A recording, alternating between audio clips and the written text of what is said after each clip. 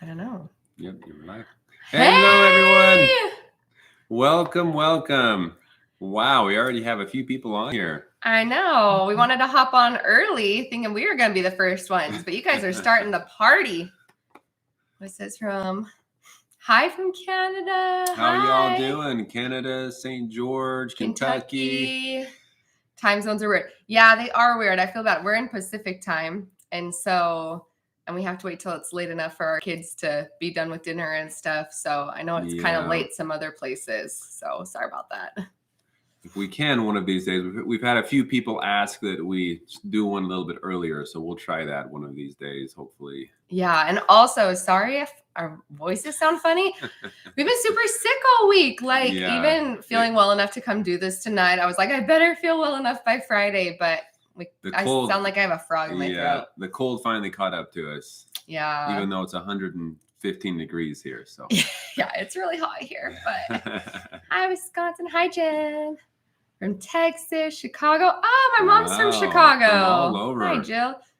It's so nice to see so many of these names pop up that we've seen comments from. Thank you. Thanks for all those questions and comments, by the way. Yeah, we love them. And it's so fun to get to see you guys watching the videos, and we feel like we know you. First love for summer. Oh, binge watch the videos. Oh, thanks. Oh, from Australia. We need to come visit you. Yes.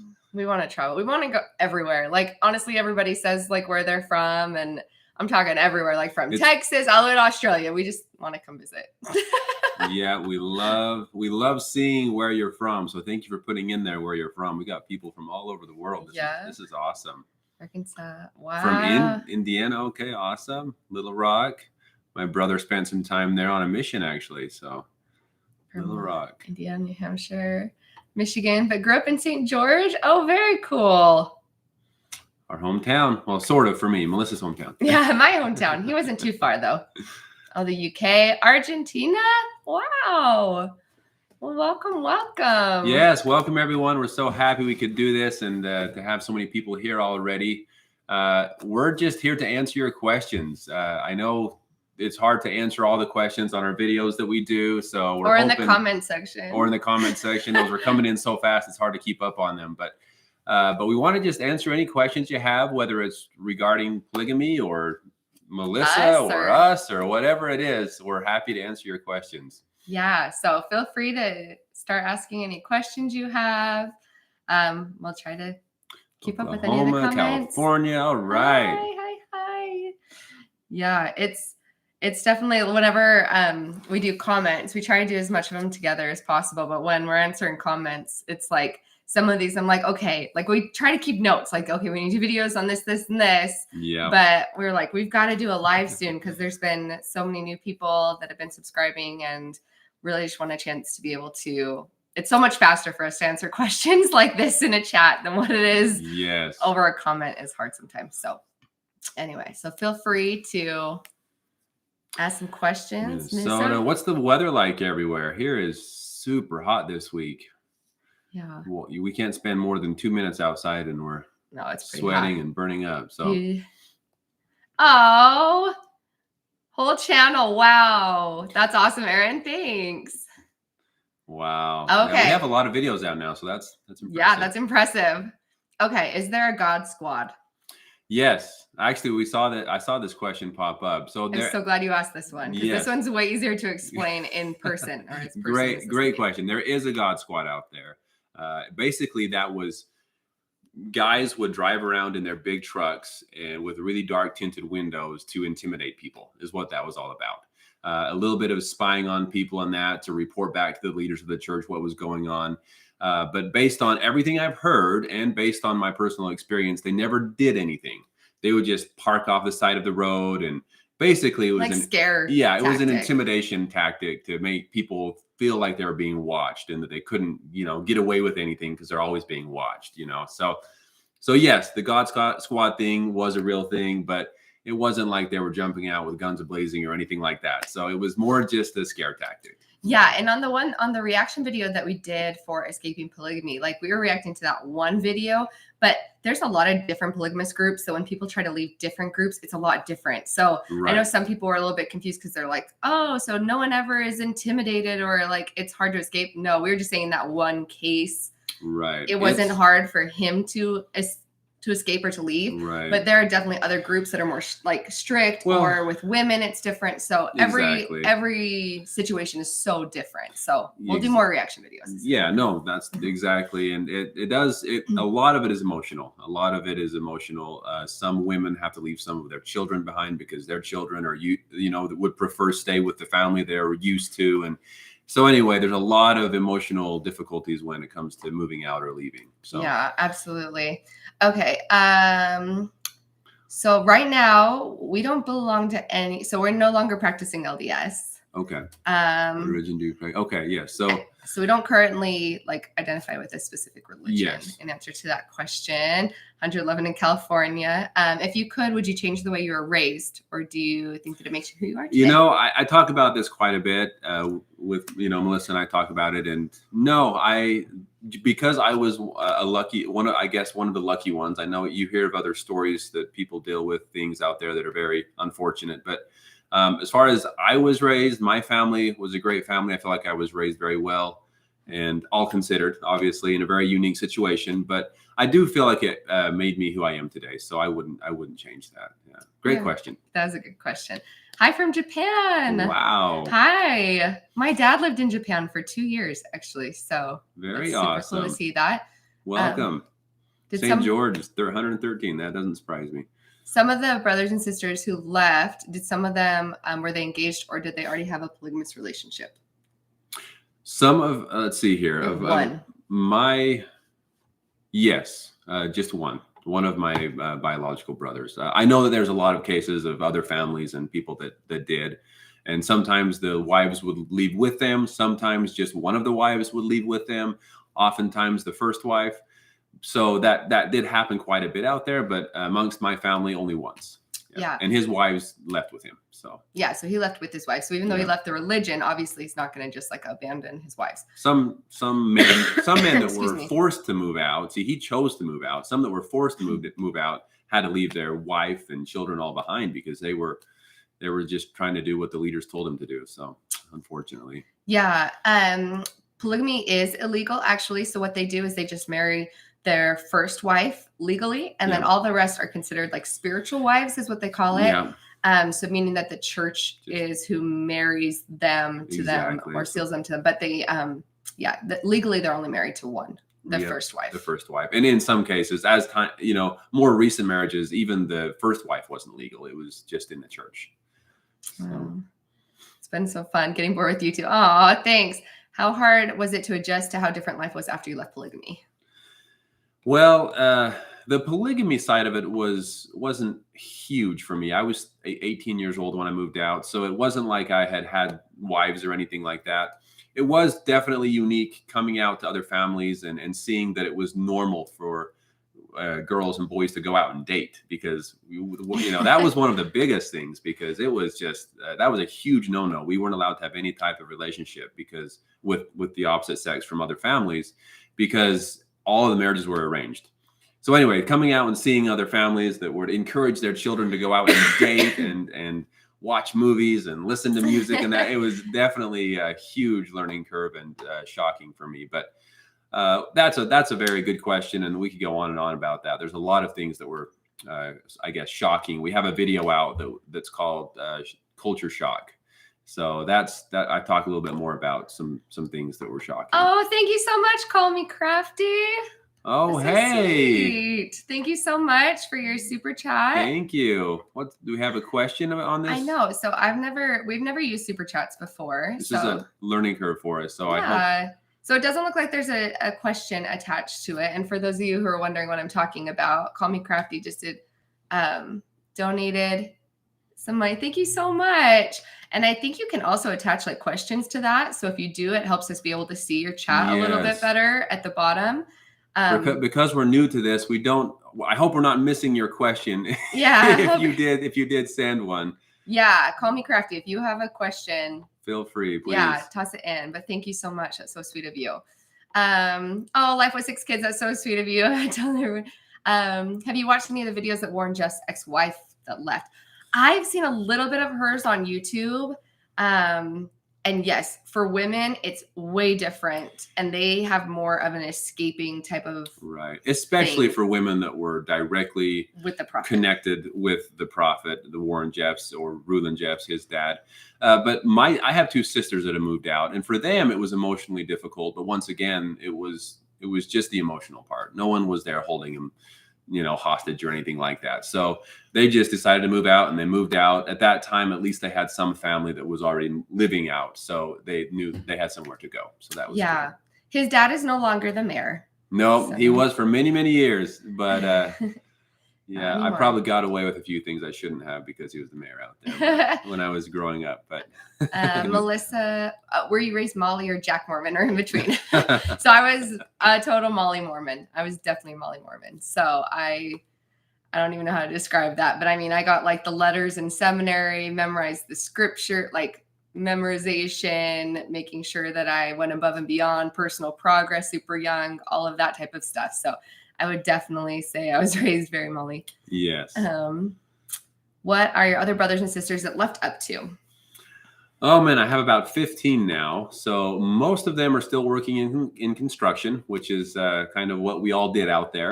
Yeah, they have a lot of skills. Like yes. they have tons of skill set when they leave, the men. A lot of building and just good with building things and crafty, I guess. But most of them are up to that. I'm trying to think. They're working in all kinds of different construction. I have one brother that is a facility manager, another brother that drives for UPS, and but I believe the rest of them are in. And I have a brother that's a truck driver, so he's a trucker and does that. But most of them are still in construction. Yeah.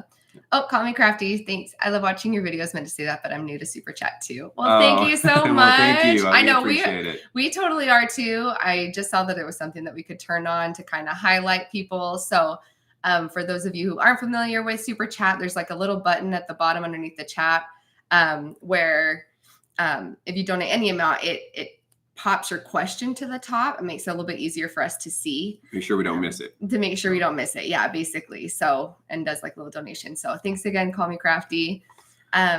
Did your family celebrate birthdays and did you get presents? Oh, we've seen this. So thank you. A lot of questions. We've seen this question pop up quite a bit. So the answer is sort of. They recognized our birthdays, but as you know, with so many children in the home, there would be a birthday almost every week. So they would sometimes make a cake and sing happy birthday, but there wasn't any big party or not really any presents or anything like that. It was more just a, hey, happy birthday. My mother would always make me cheesecake with strawberry topping for my birthday. So they definitely recognized our birthdays and kind of made it a special day for us, but no like big birthday parties. Yeah. Have I met his parents? So I have not met his mother ever. And then once his father was taken away from the family, I've been able to meet him in a very formal, like professional setting. Yeah. So met him and he's met our 2 kids, yeah, which is great. But since he's been separated, it's very rare that we get to meet even him or see him. So, but no, she has not met my mother at all. It's kind of heartbreaking. And she hasn't. Someday we hold out hope that our kids will get to meet. She hasn't met her grandkids yet either. So yeah, we're hoping one of these days. Yeah. We actually don't have any like public Instagrams. We've been going back and forth a lot about this of like whether or not we should make one for this channel. We're just trying to keep like our kids' lives a little bit more private while we kind of navigate what we want to do, I guess. We're growing a lot faster than what we were expecting. So like we weren't really sure how we want to handle how much involvement we want our kids to have or how much we want people to be able to see them. So we're still kind of deciding. But if we do a public Instagram, we will definitely post it, I promise. Yes. So thanks for being patient with us while we try to figure out the best way to like share enough and still keep our kids' privacy. We've talked about doing little things on TikTok as well, but haven't really done anything yet. So we'll definitely keep you posted. Yeah. Let's see. Did the women give birth at home with midwives or at a hospital? So actually both. Some of them chose to do it at home and a midwife would come and help them out. But there was a I guess, birthing hospital we called it Hilldale. It was in Hilldale City. So anyway, but it was kind of a big place. When we go out there and do a video kind of showing where I grew up in that, we'll make sure to show this place. But it was a large building up on a hill. One of the bishops of the church lived there, but also attached to it was kind of like a hospital. And a lot of the women would go there to give birth to their children. So why do you think some of the wives chose to not leave with their husband if the husband was kicked out? So that's a great question. And the reason for that is because they were raised in this belief, in this religion. And so to them, it's more important to follow what God wants or the prophet than it is to follow their husband and be with him. So, and most of the time they believe that their husband's being kicked out for some kind of sin. So they believe that he did something wrong. Yeah. So they want to stick it out and continue faithfully. So it's a very sad thing. Speaking from personal experience, when you live there, it's just, it's hard to ever imagine leaving. Let's just put it that way. Until I decided I wanted to move out, I would have never imagined that it was just, we believed 100% that was the only truth on earth. So that's why they stick it out sometimes. People I've known who were raised in FLDS all had braces and LASIK. Did your family value that as well? So a lot of my siblings got braces after I moved out. When I was there, I did not have braces. I got braces after I moved out. Actually, the family that kind of took me in, they helped me get braces and that. So, but they also— It just depends on the family. Yeah, a couple of them have LASIK as well. But so they definitely took advantage of modern technologies. Yeah. Does anyone from the outside ever join the FLDS, or is everyone born into it? There have been a few cases. In fact, my father's first wife, she joined the FLDS church. So she was actually raised LDS. And then when she, I believe they met in college. And anyway, she converted to the FLDS religion. And actually, she is no longer with us, unfortunately, but she just passed away. And to the grave, she believed 100% that FLDS was the truth. So yeah, in her eulogy, she left a letter talking about her testimony leaving the LDS church and how she believed that the FLDS was the truth. So very strong beliefs, and they're just faithful to what they've been taught and what they believe. So yeah, I guess you can't blame them. Do we celebrate birthdays now? Oh yeah. Now we definitely do. Oh yes, we go all out for the kiddos. Yeah, my family, even for us, we like to celebrate too. But my family is big on holidays and celebrations and anything that there's an excuse to have like a lot of good food. Yeah. So it was good though, because he was like so excited, like he loves holidays because he wasn't able to be. I think I'm taking advantage of it now. Now it's like I can't wait for Christmas, the day after Christmas. So, he came in singing Christmas songs last week. I'm not even joking. And then our cute little 4-year-old girl, the other day, she's playing and all of a sudden she comes in singing a Christmas song. And I'm like, you've been hanging out with Daddy. Like, it's July. You guys have a couple more months to go. Yeah. But we like to celebrate all holidays, birthdays. We celebrate everything we love to celebrate. We just love to celebrate life in general. So anything we can.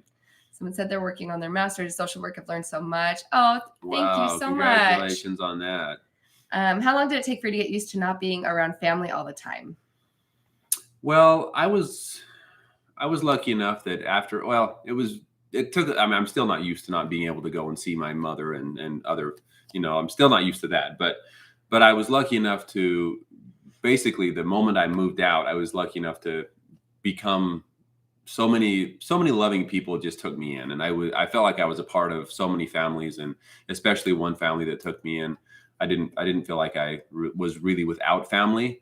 I was just not with my biological family. Yeah. So. And they've become his family and our kids' family. So they are family as well. Yeah. So he got super lucky because I did. We've got extra family. We got a lot of family everywhere now. Yeah, which is great. We have kids, I understand. Sorry, I'm trying to keep up reading these guys. You're coming in quick. I'm sorry if I'm not seeing it. Why can't you be with your dad if he's separated? So this one's a little bit tricky because when a man isn't necessarily kicked all the way out, but is just separated from his family, they're separated with the I won't say intentions, but they're kind of told that they could earn their way back to their family. That's their hope. Yeah. So his father's in a unique situation where he still has to basically try to walk the fine line of, he wants to be able to earn his family back, and he doesn't know if that's ever going to be able to happen, but he doesn't want to do anything like, if he associates too much with apostates or his kids that have left, there's a possibility they won't ever let him have his family back. So he's walking a fine line, and it's really hard. Yeah, he's in between a hard place and a rock and a hard place. Is that how it goes? Yeah. He wants to, have a relationship the best he can with all of his children, but if he were to choose us, he would lose them. Yeah. And so it's just a tough situation. So they were homeschooled. Someone said, like, were you homeschooled or attend a public school or community school? So he was homeschooled. Homeschooled a little, yeah. I mean, there was enough of them that it was a big homeschool. Right. It was definitely different than your typical schooling, but they would buy books and, so we would learn the typical things. And anyway, so we did have homeschool. It wasn't anything as structured as regular school, though. Yeah. The family that went to our wedding. So did any of your family go to your wedding? So his biological family, anybody who left, a lot of them came. Yeah, the ones that are no longer with the FLDS. But again, his family, the family that we consider family that helped him when he left, they were all there, 100% supportive, and they were a huge part of our wedding. Yeah. We love them. Yes, they were. What kind of music do you guys like? Favorite movie? Okay. My favorite movie is A Beautiful Mind. Uh-huh. So there you go. And I like all sorts of kind of music. Like, I don't know. It just depends on my mood. Yeah. I'm like, sometimes I like to listen to the music that you listen to when you go to the spa. And then today when I was getting ready, I felt like listening to Pink, and I love old classic rock, like everything. Anywhere from country to pop to rock, anything, right? Yeah. That's kind of where I'm at as well. Moving out, not really growing up with all the music in the movies. I'm still trying to catch up with everything, but I feel like I'm doing a good job. Yeah, he's caught up really quick. Most people don't ever know, especially with movies, because he really, really, really likes movies. So if you talk to him about movies, like, he's going to know all the quotes. He knows everything. So like people never know that he didn't get to watch movies growing up because he's made up for lost time. Yeah, a lot of people are surprised that I'm from out there, but I am, I promise. Yeah. I have 3 siblings, so I'm the oldest, and then I have 2 brothers and little sister. So that's there. I know others believe FLDS believe, as far as racial stuff, we have a video on that. So I would go watch that. Yes. About what the FLDS believe regarding race. Yeah. It's a good one. As far as like, they definitely had strong beliefs about that, but yeah, it's a long topic. So if you don't mind watching the video, we'll explain a little bit more there. Yeah. And would you ever talk about why you left the LDS church? Was it one issue or many? The CEO letter, things like that. So this is something that we haven't quite been ready to like talk as much about. The video that we did post kind of gave a little bit of insight. I know we didn't really go into specifics, and we're just trying to find the best way to talk about it respectfully about such a sensitive topic, and we don't want people to feel like we at all are bashing about the things that we found. So I think someday we'll probably end up doing a video that gives a little bit more detail as to that. And it wasn't just one issue, and both of our overall views on it, like, we're both on the same page, but the things that were hard for us, we're still separate issues. Yeah, we have different ideas, I guess, and thoughts about it. I was converted to the LDS church. She grew up in it, so we came from different backgrounds. We have different ideas, different thoughts, but yeah, there's a lot to it. It's not just one specific reason. It took a lot of studying and to get prayers together and studying together. And anyway, it was a big decision and a difficult decision. Actually. Yeah. And I've seen other people ask too a couple times of whether or not we're Christian. And right now we're studying the Bible. We kind of we're breaking down our beliefs, and I feel like we're kind of like building from the ground up. Yeah. And so currently we're studying the Bible together and Christianity together. Yeah. So I'll say that as far as that we're just doing a lot of studying right now and trying to finalize all of what we believe. Discover. It's definitely, we're still in the middle of the process. I would say there's no final answer for us as of right now. Honestly, it's a lifelong journey. I don't think anyone has all the answers. So we continue to learn. Why was your father separated? Who knows? We don't know. He That's was the- told that he I had don't committed a even, sin, I but they don't wouldn't tell him even, what. yeah, I don't even know if he knows. So that's the unfortunate thing. I believe, obviously, once it came down to Warren Jeffs going to prison and everything just kind of falling apart, he was very hungry for power. And it seemed like he was just getting rid of anyone, kicking out, forcing out anyone that had any type of, I guess, power or authority or that people respected. Yeah.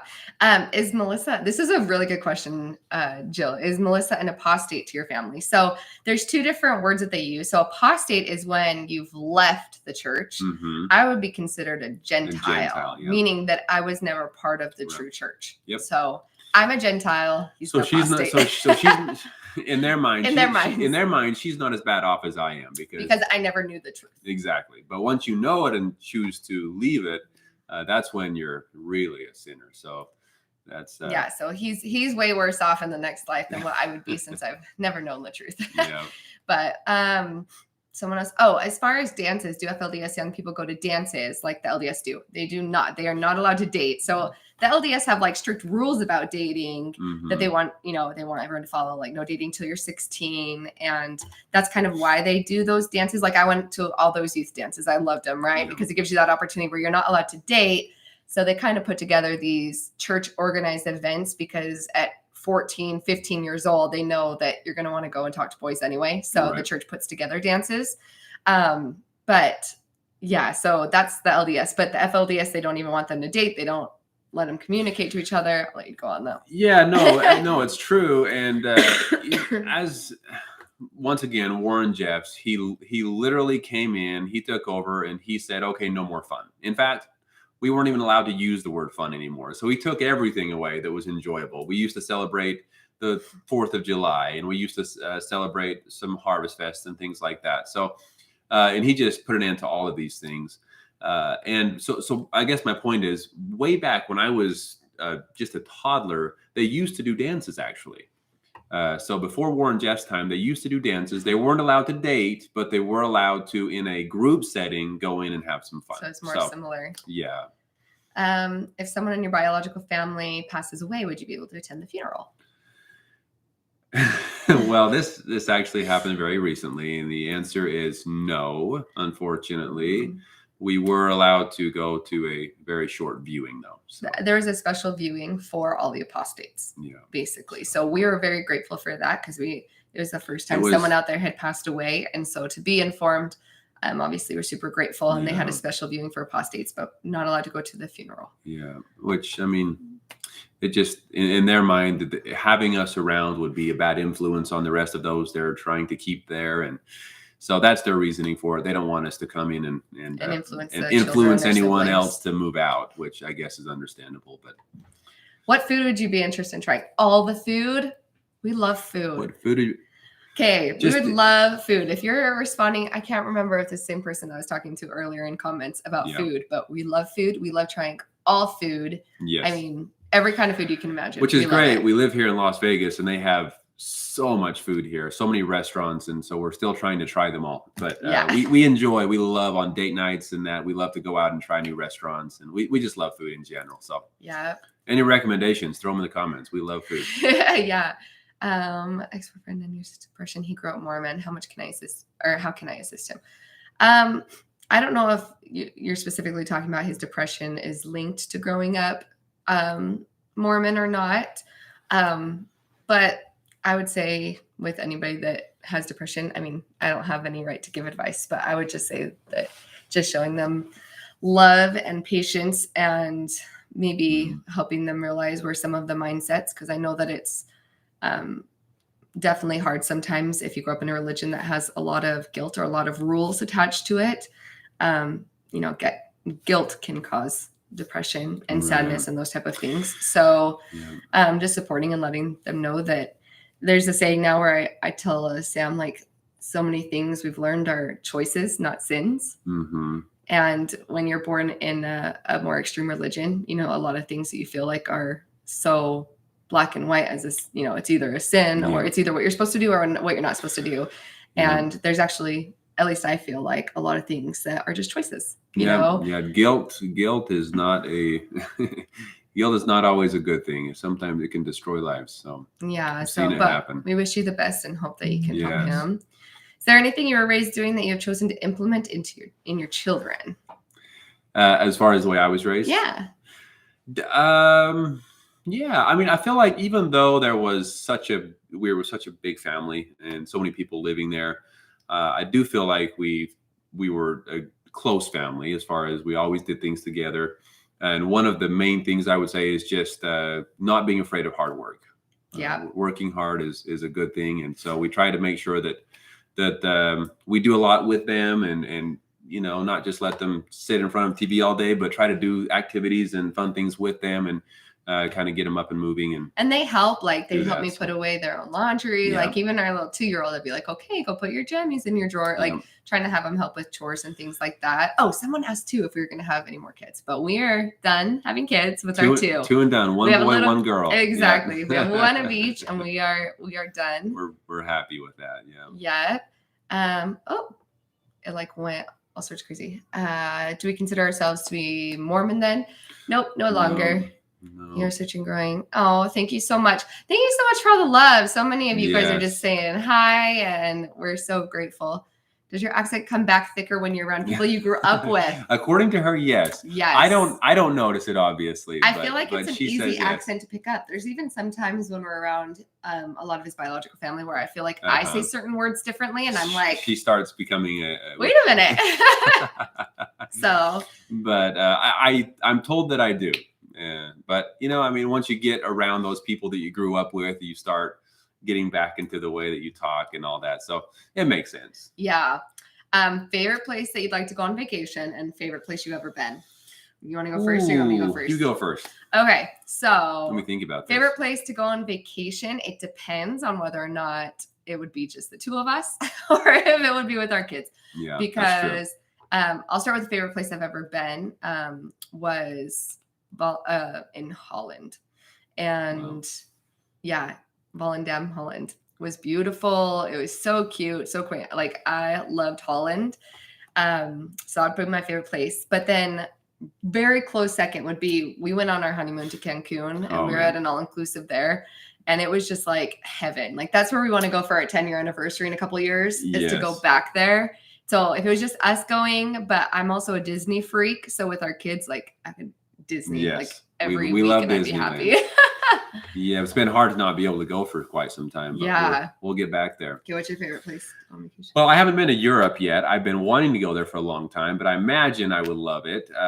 Probably my favorite. Well, it's tough between Chile or Chile, I guess, in the American way of saying it, Chile or Costa Rica. So both of those places I loved, super beautiful. I would love to go back and visit again. But I would have to say, as far as vacation, the Cancun experience that we had, I don't know if you can beat that. I felt like a king. I mean, they were waiting on us hand and foot. I was just sitting back there enjoying my warm peanuts. It was great. It was amazing. Do you have a good relationship with all the mothers, and did you spend more time with your own mother? Yes, good relationship with all of the mothers. It felt like one big family. They didn't seem, I mean, there was definitely a difference though. I would say I spent more time with my mother, definitely. She would go out of her way to try and spend one-on-one time with each of her children, which I think was great. But I do feel like I had a good relationship with all of them. It was almost like stepmothers, I mean, they were always there, but you knew they weren't your own mother. It was unique, but it was normal when I was growing up out there. It was just 4 mothers around was the norm. So since they're a close community, was there any COVID? So they actually no longer stay in that one community. Warren, Jess, was it 2 years ago? More than that, I believe. Within the last couple of years. Okay. No, that they were asked. Yes. They were asked to leave the about community, 2 years, yeah. the original community of Hilldale and Colorado City. Any of the Warren Jeff followers, Warren said, now's the time you need to leave. Too many apostates were moving back into the community. Yeah. And so now they're more spread out. If they'd been in that small community, I would guess that they probably wouldn't have had much COVID, but now they're living right alongside everybody else. Yeah. And so I'm sure there was just as much COVID as with anybody else. Right. Because they're in the normal communities. The community is still there with probably just as many people living there, but now it's a lot of people that have left the FLDS religion and then moved back. So they're living out there in the same town, but they no longer follow Warren Jeffs. Yeah. The ones that follow Warren Jeffs, like Melissa said, are no longer living there. Yeah. Or at least most of them. Where do we recommend eating in Las Vegas? Oh, goodness. Okay. Where to begin? Farm Table. Yes, that's good. It's in Town Square, right south of the Strip. Mm-hmm. Is really, really yummy. And it's like, I don't know. It's just good. Like everything's good. Everything's so good. But it's like home, very fresh. Like home fried chicken and delicious biscuits. Like really like American comfort food is really good. We really like a place called Sapporo that has like revolving sushi. We like sushi a lot. Sushi, yeah. And I'd say Vintner Grill is really, really. That was the Italian, French. What was that one? I think it was French. I believe it was French. Yeah, but in Summerlin. Steak, seafood, that's in Summerlin. But that is Vintner really Grill. good. So very, very good. Highly recommend it. You get like cheeses from all around the world, different ages and stuff. So they have really good. We also tried the Dine in the Dark, the pitch black dining. Oh, which is super fun. That was a fun experience. If you come to Vegas, that is definitely a really fun experience where you have the experience, and the food was all really, really good. You couldn't see a single thing. It was crazy.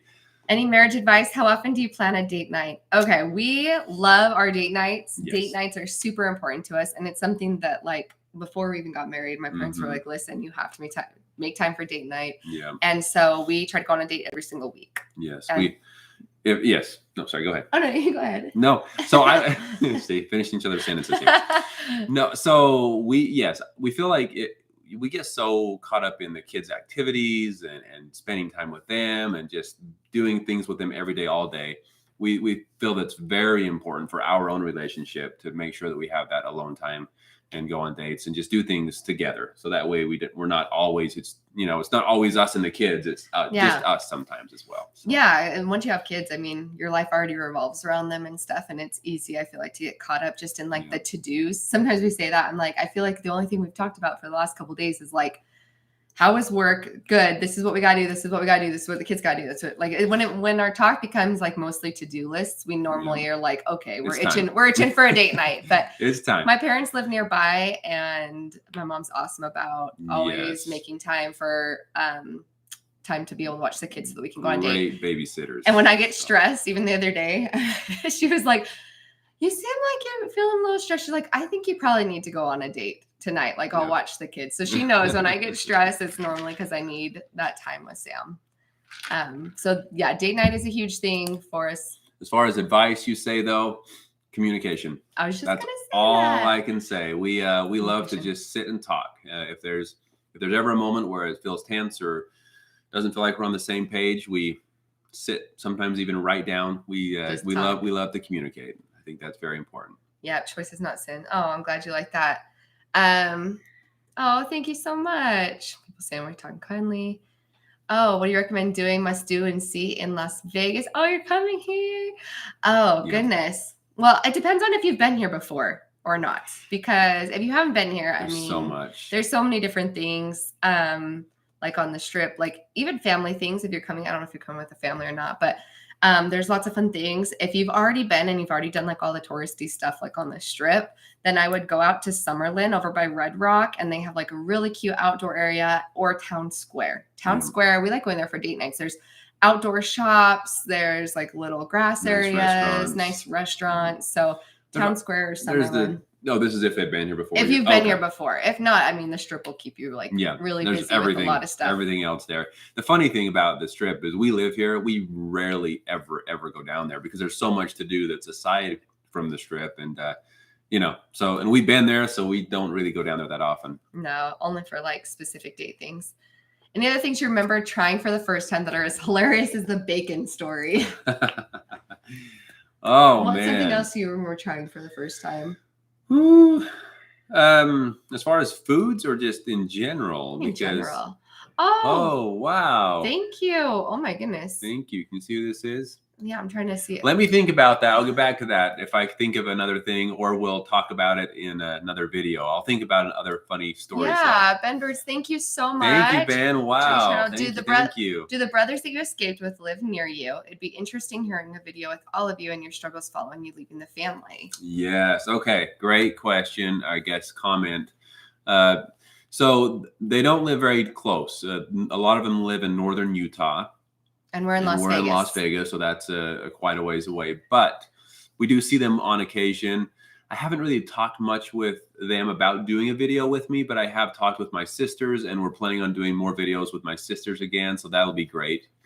Also, I have a close friend that is actually was going to be, or I guess not a close friend, but we're becoming friends. She's one of my brother's girlfriends. She was actually going to be married to Warren Jeffs. That was the plan. So she has a lot of stories.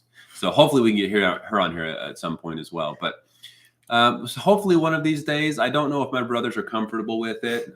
It's hard because, I mean, they didn't grow up with the internet and those type of things Right. too. And then being willing to share their story. So we haven't wanted to push any of his family into it at all. A lot of them are camera shy as well. So, but his other brother yeah. that left with him is happy, married, kids.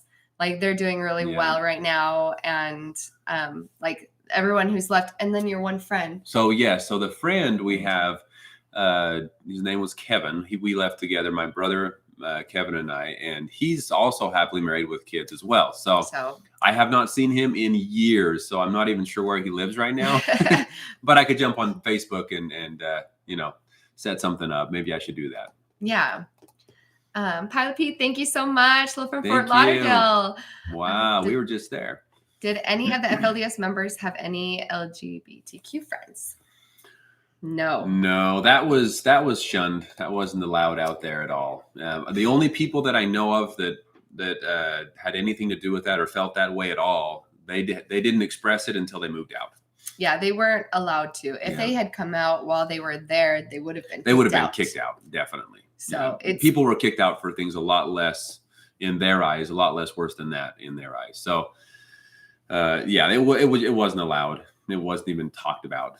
No. Yeah. I was like, that wasn't even, not a topic at all, which is. Yeah. That was actually something when I moved out that I had to get used to, because just, it wasn't, you never saw it out there. You never talked about it. It was just you never even considered it, I guess. But so when I moved out, it took me a little bit to realize that, okay, this is a thing and a lot of people feel this way. And to have it become normalized. Personally have nothing wrong with it. It just took me a minute to get used to it. So, but thank you. Great question. Thank you so much. Yeah. Thanks for your great questions. And that helps a lot. And I finally figured it out. I have to click on it and then I can see your questions. So, okay. So did we answer Ben's, all of his question here? Yeah, I think so. And yes, I mean, we're hoping for future videos that we'll be able to, yes, we want to, I want to involve more of the family and let you hear their side of the story.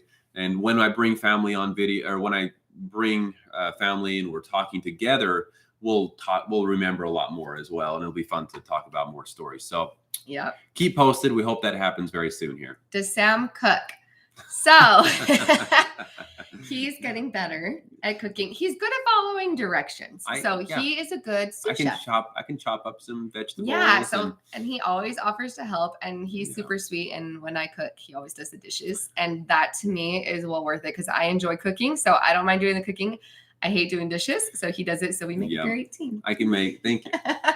I can make oatmeal. I can microwave chicken nuggets, toast some toast, things like that. Yeah, he's good with breakfast. He's better with breakfast food, honestly. That's true, and I love breakfast. Sorry, Sorry, my throat. You're fine. Sorry, just trying to catch back up. Oh, you guys are so sweet. Man, you guys are so sweet. You make us feel so good. Like I love going through and reading comments and on our videos and stuff. Yes, you all are the best. Thank you so much for all of your support. Do you have any resentment that you're comfortable sharing? And how do you overcome those feelings? Resentment towards the FLDS, I assume. Yeah. I mean, there's things that are definitely difficult as far as not being around my family now, or at least those that still believe. But I will say, because I was raised out there, and that's just the way it was, I understand where they're coming from. I try to be very understanding. Every time I start feeling angry towards anyone or anything, I always try to step back and just think about it a little bit and put myself in their shoes and realize, or try to understand where they're coming from. Because sometimes if I were to do anything, it would just make the situation worse. And the last thing I want to do is to drive my family even farther away than they already are. So, but I definitely don't appreciate some of the things that went on out there, especially looking back now, things that my sisters had to deal with and that. But, but that's in the history. That's history now. And all I can do at this point is move forward and try to make the best of things and help out my family wherever I can. So, yeah. Do we tell our kids about the story why they can't see their grandparents?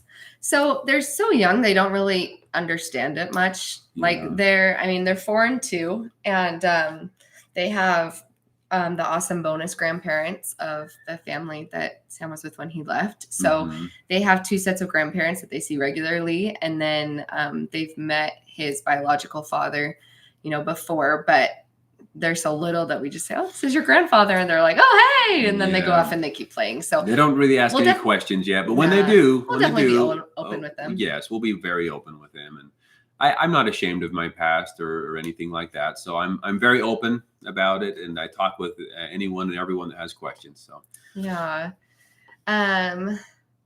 if you could spend a weekend on the strip with no kids, what would you do? Oh man, I'd like to go to a show.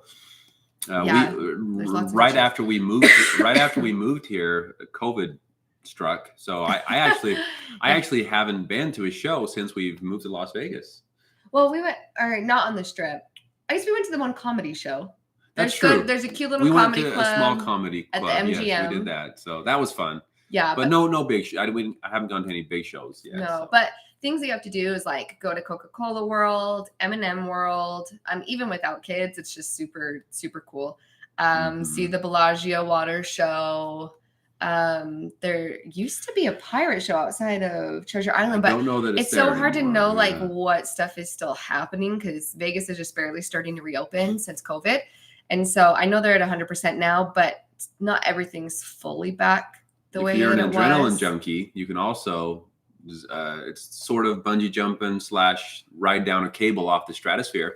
Yeah. So yeah, there's all sorts of stuff like that. That's something fun to do. I have not done that yet. I personally don't like heights. It's sort of a fear of mine. I'm not terrified of them. I like to go hiking and that, but jumping off the side of I don't know. Or skydiving. She wants to go skydiving. I'm like, I would do it. I don't know about that. Are you all? Oh, you already answered that one. Sorry, Warren Jess is reported to still running FLDS from prison. What can he do? Okay, so yeah, Warren Jess is still. It's hard to know how much is actually being like construed from him or what the new leaders are kind of saying. So it's kind of hard, but people out there still believe that that Warren Jess is still a prophet, and they believe that he is going to break out. Yep. Just like in the Bible, like with the prison walls crumbling down around with Samson. Samson. Yeah. They think that that's going to happen and that he is going to be set free, and that's what he has told them. So that's why he still has so much power. I was still out there when he was put in prison, and he was actually picked up here in Las Vegas. They finally caught him after years of running from the FBI. And anyway, so I remember my mother telling me, he's going to break out. God is going to destroy the prison, and he's going to break out. And when he does, the earth will know that he's the true prophet. So they 100% still believe in him. As far as running things, it seems like things are getting a little bit less and less structured. People are kind of scattered now and all of that. But for years, and maybe even now, he has his messengers and he has people that are passing along messages for him and making sure people are doing things a certain way. So yeah, it's kind of crazy, but yeah, somehow he's still able to run things to some extent. Yes. Yeah. What jobs do we have? So you go first. I am a sales representative for Sherwin-Williams, the paint company. So. Yep. And then I get to stay at home with our babies. And I also am a Pampered Chef consultant. I don't know if any of you have heard of Pampered Chef before, but it's kitchen tools and appliances and stuff like that. And I get to do that from home. I do like online Facebook parties and stuff. So it's fun, and I get to work around the kids' schedule. But what we really like to do is make YouTube videos. Yeah, that's our fun. But that's like not even a job. That's our super fun hobby. We love doing this. But yeah, I've been with Sherwin-Williams now for about 3.5 years. Yeah. So anyway, I did a lot of things before that. Obviously went to college and just had a few different internships and things, but Now I'm here with Sherwin. Yeah. Oh, when are we going to do the poof? Okay, you guys are not going to believe this. Okay. This story. So we tried. And we will still do a poof video.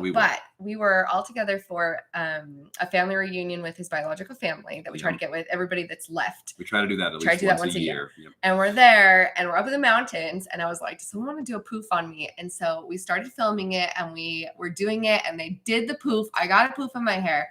We filmed it the wrong direction and there was so much background noise that I couldn't even like edit it out. So I wish it would have worked because there was so many different people commenting about, you know, you're supposed to do it this way. You're supposed to do it this way. This is how we do it. There's all my sister-in-laws that were all from out there. But, anyway, but we're going to do it. I don't know, maybe we can post the final picture or something. Maybe I'll post a picture. But she was a very cute. It tripped him out. I promise we're going to do a video and show it and like actually do a tutorial. We just need something where you can actually hear what's going on and not have so much background noise. But yeah, we attempted that. We will do it again and make it happen. So. Oh, we got a lot of good food recommendations. I'm going to have to come back through here and like see these. We can see these later on, right? These don't. Yeah. Okay, good. What do you think of the book Rachel Jeffs wrote, Breaking Free? I've never read that book. Have you read that book? I know of Rachel Jeffs, and obviously I know she was Warren's daughter, and I have heard her stories. I've watched some YouTube videos, but I have not read her book.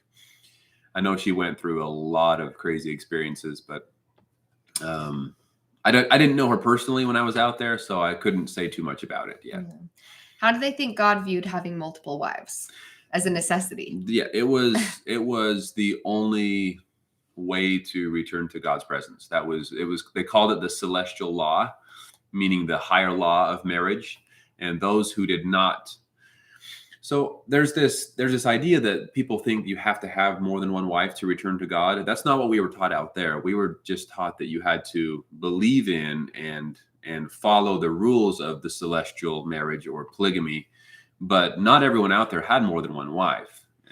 But you had to be willing to have more than one wife. And as you know, some, like my father, had 4. Warren Jeffs had about 80 something. So obviously there wasn't a specific number. But anyway, it was a necessity. It was a part of the being able to get to the highest degree of glory. Yes, it was part of the rules, part of the way, one of the ways to return to God. Yes. And Ben, Sam was very lucky that he did not have to endure abuse because we know that a lot of that did happen out there. Absolutely. Yeah. So very lucky. I was raised with good parents. Thank goodness. If you met Warren Jeffs, what would you say to him? I have met him. I've been in his home. I did the landscaping in his yard. I helped build the big block wall around his house and all of that. But obviously back then I thought he was a prophet of God. So I was just, I was afraid that he was going to look into my soul and know what I was thinking. Someone said, you two are good people, but I'm not. So I'd fight Warren Jeffs if given the chance. We need to bring you in. So, yes, if I could see him now, I don't know what I would ask. At this point, I don't believe he ever had any kind of revelation from God or that he was ever a man of God. I don't believe he ever was. So I don't really have much to say to him. He did what he did. But I don't really have anything to say to him at this point. I would probably just give him a nice smack in the face and walk out. Make sure to hit the like button. Oh, thanks. All you people that are saying hit the like button. Thank you guys so much. We forget to say it, so thank you for saying it for us. Yes, thanks for saying it for us. But yes, everyone, please hit the like button. Call me crafty. Thank you very much for the reminder. Yes. I love Pampered Chef. Oh, that makes me so happy. I love Pampered Chef too. It's so fun. Do you believe monogamy is what should be? Yes, that's what I believe now. Yep. I loved your reaction to escaping polygamy. Joanna's for the sake of the show, not because they were in danger for trying to leave. Oh yeah, someone had asked earlier, like if the girls seemed scared, and I believe that the girls' reactions were probably like very sincere because they don't know what to expect. They didn't know whether or not the FLDS, whether it was going to be hard for him to leave. Right. So I don't think that they were like faking it. I think that there might have been a little bit extra, but they're not from the FLDS. They're from the Kingston group, so they probably didn't know what to expect exactly. Yeah, they're not going to know what to expect. But thank you. I'm glad you liked the reaction. We'll do more reaction videos as well. Yeah. Do you consider yourself up as growing in a cult? Yes, I would say so. We don't use that word a lot just because it has such a negative connotation to it, but ultimately, yes. If you can't leave and then return to see your family, that there's something wrong there, and I think that would be considered a cult. Yes. Yep. Oh, Patty Elaine, thank you so much. Hey, Patty, thank you. What's the question you have for us? She just says, "Love you both. Thanks for candidly sharing." Well, thank you for the support. Thank you so much, Patty. Yeah, thank you. Thanks for being here. Yeah. How often were the boys sent away? Did you see that often that you remember the Lost Boys? So the Lost Boys were kind of becoming a bigger thing right before I moved out. And it seemed like to me when I was out there that they were boys that were not following the rules exactly. Now looking back, it was probably just an easy excuse for Warren Jeffs to get rid of some of the men, to leave some of the women for other men. Probably make the numbers work a little bit better. Yeah. But it seemed like a lot of the boys that weren't following the rules exactly were starting to get kicked out. And they didn't really have a place for them to go as much as just you're out of here, figure it out. And I wasn't one of those lost boys. I'm thankful for that. But anyway, it seemed like, right around that time, the leaders of the church were calling families. They would call the father and have us boys come in, and they would ask us questions like, are you doing this? Are you following this rule? Are you doing this? And if we said no, then we would get into trouble. And I don't know. I imagine that's how some of the boys were kicked out as lost boys because they weren't following the rules. What's my favorite Pampered Chef product? Okay, so it's probably between two things. So I love my air fryer. I use that air fryer almost every single day. It's amazing. A life changer. So good. Especially, it's so hot here in the summers that it's so much better than having to turn on the oven and make the house hotter. So the air fryer is my go-to. I also really love, they have the stainless steel nonstick pans where you can use metal spatula, nothing sticks to it.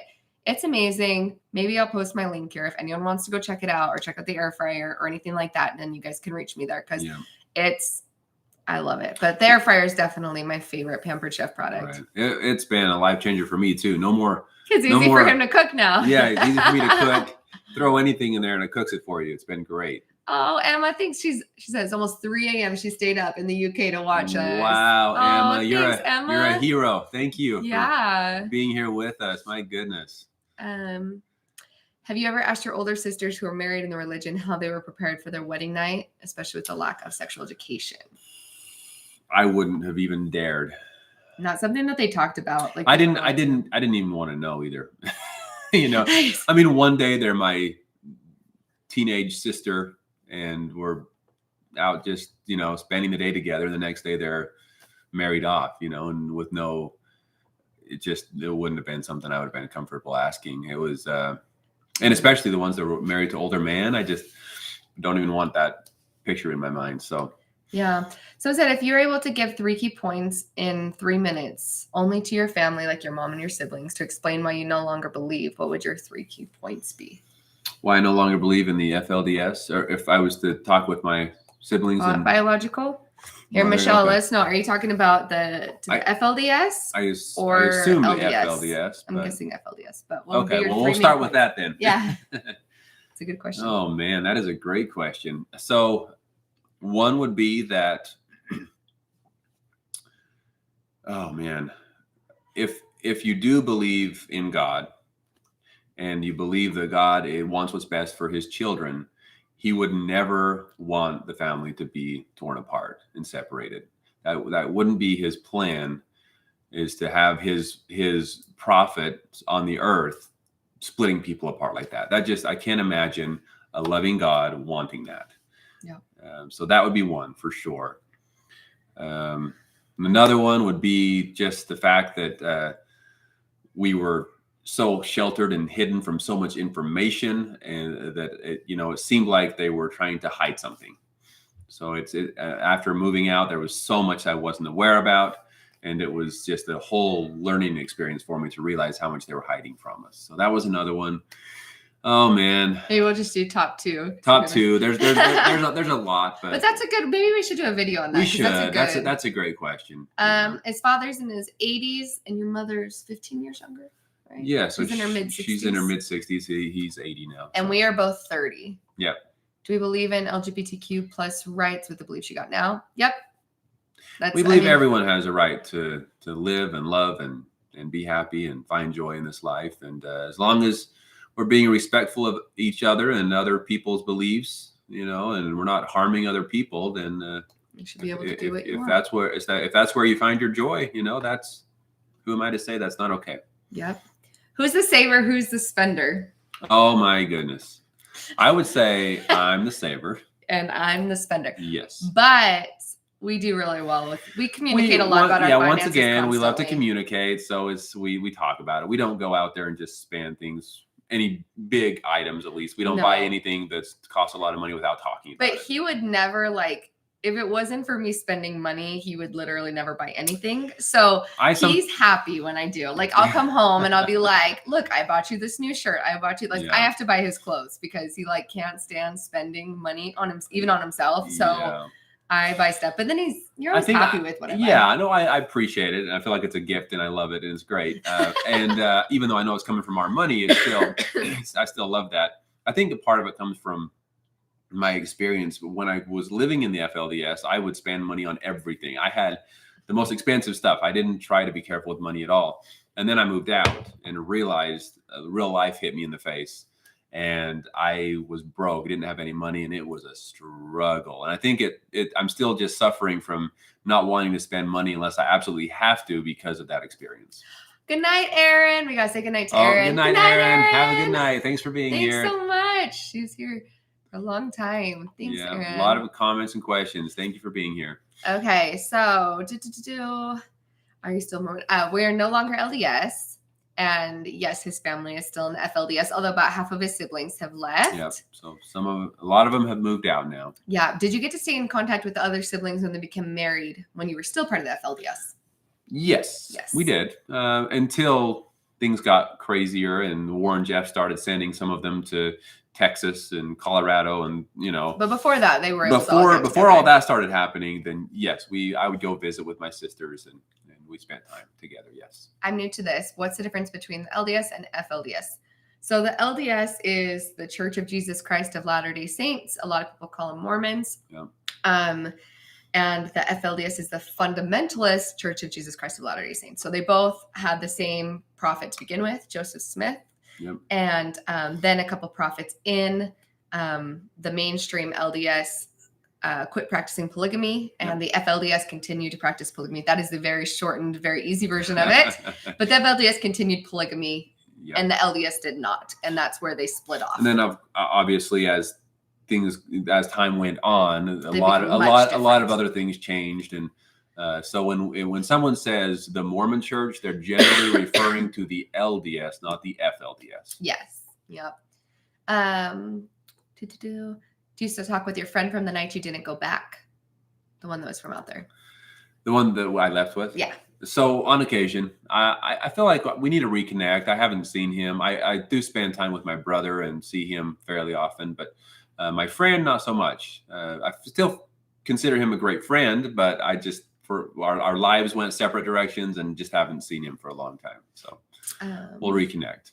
When you left the LDS, did family leave with you? It was just our choice together as a couple. Yeah, so just us. It was just us. A lot of it wasn't an easy choice. A lot of people were unhappy about that decision, obviously. Oh, here's an interesting question from Melissa. If the roles were reversed and it was you that was brought up FLDS, do you think you would have left, had the guts to do it? Oh, yeah. It's so hard because you don't know how much of your personality. I don't know if I would have been the same person that I am. If my current personality, if I was in that situation, then absolutely I would have left. But being raised out there, who knows if I would have been able to have the chance to be the independent, strong-willed person that I am today. She was raised to be very independent, very strong-willed. Yeah, so much of that came from my being raised by my parents. So who knows? Who knows? There's still a lot of women out there. If it was me, how I am now in that situation, yeah, I would have left. Well, after seeing you in that Poof, as cute as you were, I'm sure one of the leaders would have tried to snatch you up. So glad you weren't out there. And yes, the next person said, was I raised LDS? I was raised LDS. Yes. Biggest culture shock after you left? being allowed and seeing it as a normal thing to go on dates and have a relationship with the opposite sex. Yeah, that was really an I was interesting like, one for him. whoa, this is okay. Oh, but there's so many. Yeah, there's a lot. Do most people who leave the FLDS convert to the LDS? No. And do you know of any who have left who still practice polygamy? Yes. I don't know if I'd say, okay, so no, most people don't convert to LDS, but there are still quite a few. There are quite a few. And I believe it is because it is very Familiar. It's very familiar. It's not necessarily similar, but it's very familiar as far as the doctrine and the beliefs, the core beliefs go. Yeah. And so for me, for example, it was pretty easy to convert over and start believing this way. So anyway, there are some that do. Some that do, yeah, for sure. So like if you see that I wouldn't say it's common, but it's not uncommon. It's not uncommon. Yeah. Well, we do a video with our children. We've kind of talked about that. Not right now.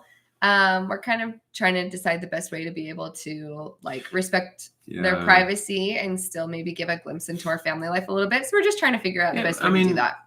There might come a day where we do. We just haven't fully decided yet. So yeah. Oh, we just got Colleen Crafty. Oh, thank you so much again. You're so sweet. Hey. Let's see what her comment is. Or his. I don't know. How do you find out when siblings leave the FLDS if you can't be in contact with them? How do they find you when they're out? And has anyone regretted leaving? Those are such good questions. That's a and thank you so much for your question. donation. Thank you, Call Me Crafty. Anyway, so to answer your question, I don't even know how, but somehow they find our numbers.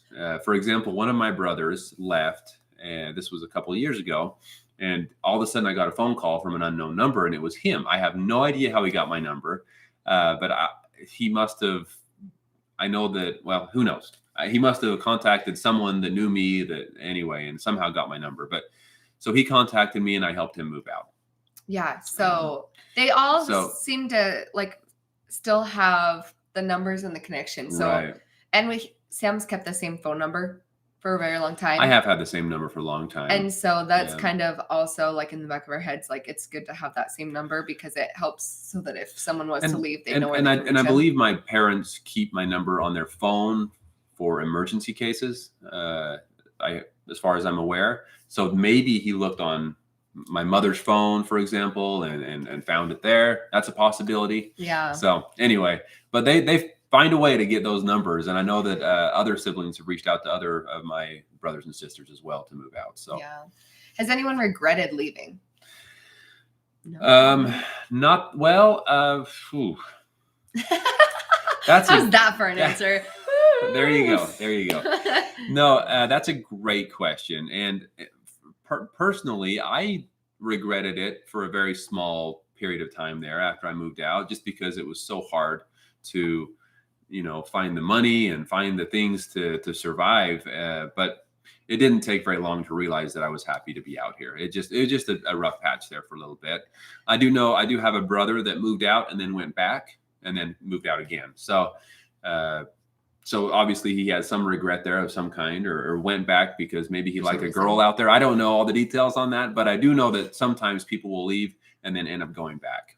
So, but I don't think anybody that, even if they went back, they've all left though at this point, right? Right. They went back, but then they left again. So I don't know. I would say based on where they are, nobody's regretted it enough to go back and stay. No one would rather live that lifestyle. Especially as things Sam has left, things have gotten worse and crazier. And so now going back, there's really nothing to go back to at this point. It's very other than back to like the mothers, really. Right. If we could just go back and visit with family, that's all I would want. Just if we could just have that connection with them again. But yeah. But thank you. Great questions. Thank you. Those are good. Were all the marriages arranged? Was there anyone that you knew, like a young couple that fell in love naturally, that were allowed to get married? So yes, they were all arranged. However, there were a couple cases where the two people would fall in love and they would go ask the prophet or one of the leaders if they could get married. And in some cases they were allowed. Of course, the prophet would say, well, you just happen to luck out and find each other, and this is actually what God wants. But yes, there were some cases where they got permission and they were allowed to get married. Yep. Yeah. With the new freedom, how many people develop drug and addiction issues, and are there ways to help them adjust to their new life? So that does happen quite often. They're dealing with a lot leaving emotionally, and a lot of times they don't really, depending on how much family they have, they may or may not have a lot of support system. To go to, yeah. And a lot of times I feel like they don't know what kind of support is out there for them, right? They've never had access to therapists or psychologists or anything like that. Or know that there's going to be so many people out here that want to help. Yeah. They're not aware of that. And then the other part is just people, you know, when people have been told their entire lives that they can't do something, then there's experimentation that goes on. And then I think the biggest thing is probably when they leave, a lot of times, especially if they're kicked out, they believe they're already going to hell. Right. And so when you already feel that way and you've been raised to be told that by you being kicked out, your entire eternity is gone. Right. It puts you into a really low place of like, well, then nothing else matters. Why does it matter if you do drugs or if you become an alcoholic or if you do these things, because your eternity is already gone. For some of them, it's very difficult. And I'm grateful that I was able to do this. But for some of them, it's very difficult to find purpose in life after moving out. That was their whole life, is to do what the prophet says and do what your parents tell you to do. And then to be able to make your own decisions. It's been very hard for a lot of them to find purpose. So some of them do fall into the drugs and different things, unfortunately. And best way to support them, I think, is, you know, because I was part of it too, adjusting to their new life is, I think, just I hate to go back to that, like, things are choices, not sins. But I feel like that's something, you know, letting people know that not everything is a sin if they do something, you know. You know, it's okay to have a drink, and teaching people moderation, those type of things, because there's no moderation out there, right? It's very black and white. This is what the prophet says, and anything against that is wrong or evil or a sin. And so learning moderation or helping someone understand moderation is probably one of the biggest things you can do to help people that have left, I would say. Yep, definitely. Teaching moderation. Yeah. It's good to talk about why you don't do these things, you know, instead of just saying you don't do it, period. You know, it's nice to, it's better to have a conversation and just talk about all the reasons. And a lot of times they will figure out for themselves that they don't want to do it because of what it will do to them. So. Yeah. Were there issues from Melissa's family and friends accepting you being with a former FLDS? Okay. So, no. Good question. That's a good question, though, whether or not my family was worried about anything with him being from the FLDS. And because I grew up in a community that was fairly close and I was raised LDS, so they knew the premise of it. It wasn't a completely foreign thing to them. Once they got to know him pretty early on. You met my mom the next week, and they no, they really do. So I feel like they got to know who he was very early on in our relationship. The very first week we started dating, he met them and built a relationship with them, and so they were just never worried because they knew who he was. Well, and I'm kind of a jokester. I like to joke around and have a good time, and they're an awesome. Her family is so awesome, and it was just very easy to fit right in and be part of the family. I felt accepted right away, so it was very, very nice feeling. Yeah, I know that my mom probably got more questions from outside people asking her if she was nervous than she was ever nervous. Right. You know, people would be like, "Are you worried about that?" And she's like, "No."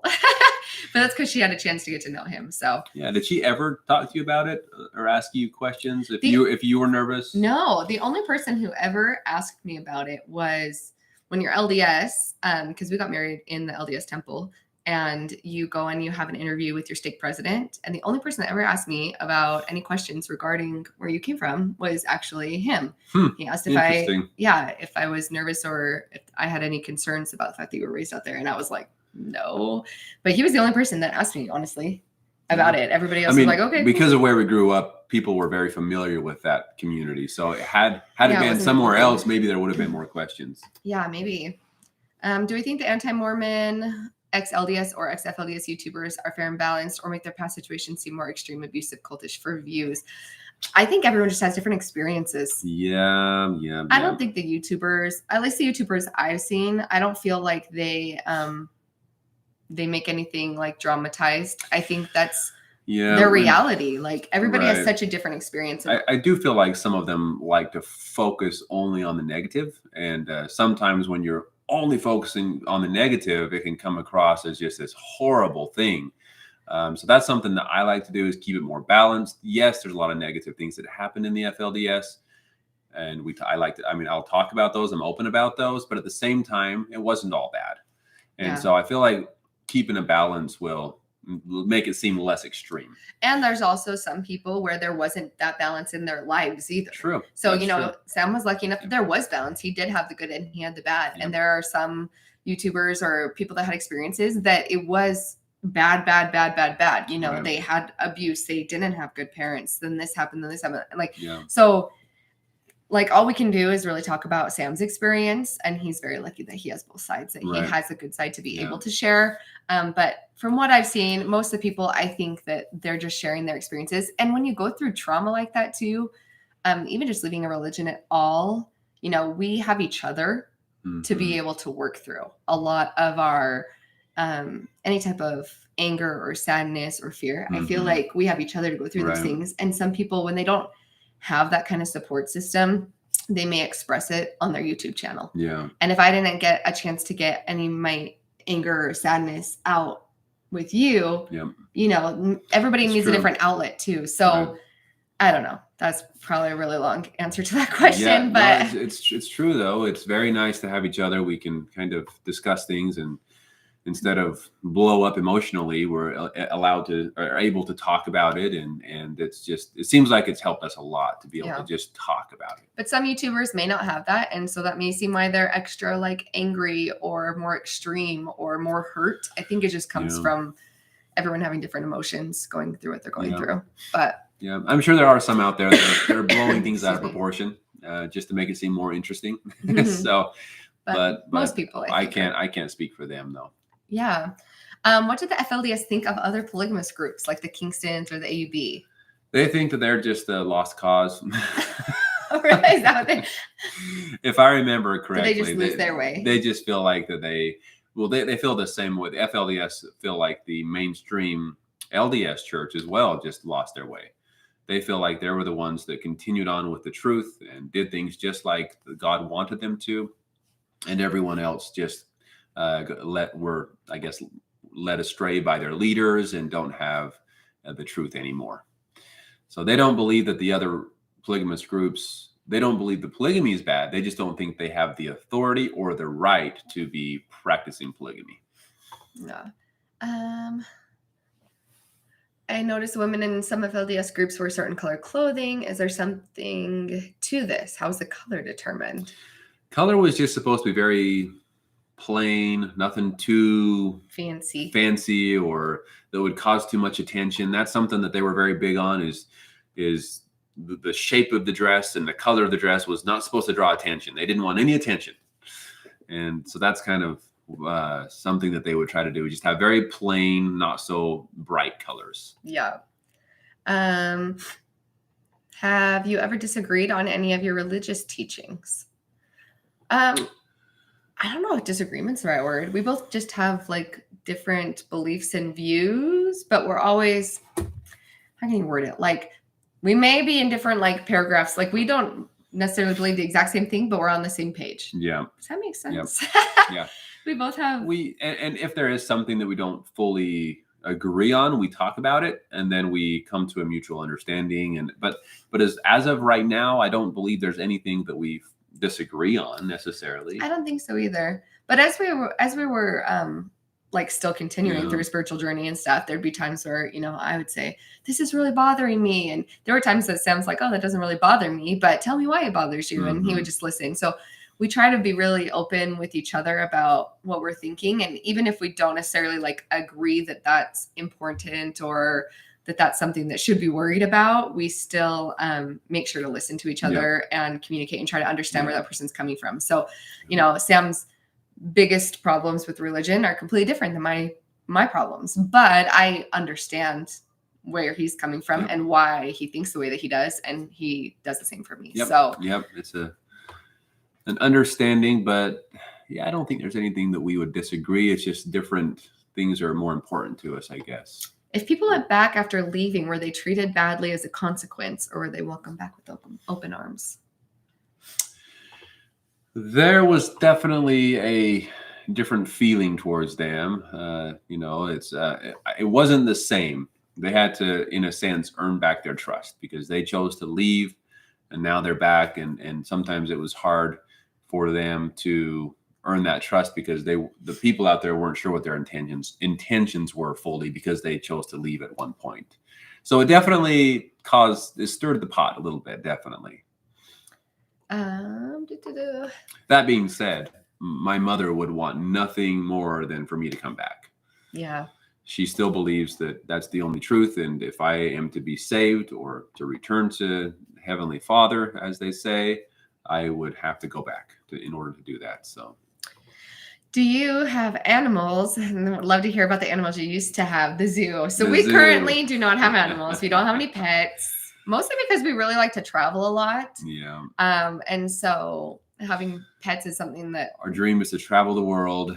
Yeah, and it's just hard to try to find people to take care of them. Our kiddos haven't asked for any animals yet, so yes, I'm like, well, we may break down when they're old enough to start asking, but for right now, yeah, we're good. But what pets did you have? Growing up, we had a little bit of everything: rabbits, chickens, turkeys, goats, sheep, horses, cows. Just a little bit of everything, honestly. There's so many funny stories as well. When you have so many brothers and people there, it's just funny. And also being raised in a very religious, everything's about religion. One of my brothers was caught one time with the wheelbarrow tipped upside down. So it kind of turned it into almost like a pulpit looking thing. And he was preaching to the chickens. So a lot of fun stuff with the animals there, but yes, we had a little bit of everything, I would say. And that was, as far as the community goes, there was also an actual zoo where we had in Colorado City, we had bear, buffalo, bison, elk, all of the zoo animals, all the stuff. Yes, a lot of different things. So even even an elephant at one point. So an elephant? We even had an elephant. Wow. Yep. When people get too old to live by themselves, do they have care facilities for them since they have no contact with the outside community? No one was ever left to care by. Weren't they always in a family? They were if they were by themselves, they were generally placed with a family, or they would have someone assigned to them to help look after them. So there was always someone there for each other. My grandmother, she lived with one of my uncles at one point. So anyway, there was always a home for them, I guess. Are there any other major differences between the LDS and FLDS besides accepting plural marriage? So now there's a ton of differences. There's a lot now. Yeah. Basically, the FLDS kind of stayed in like the time period of when plural marriage was a thing in the LDS culture. So they're still living a couple hundred years ago. Like 100 years, yeah. In a lot of ways. Obviously, they have the modern technology as far as trucks and vehicles and cell phones and that type of thing. But they stay away from the internet and media and a lot of modern stuff. So it's like they have access to stuff that's necessary, but they don't like dive into it. Right. Where the LDS church, has kept up with modern technology.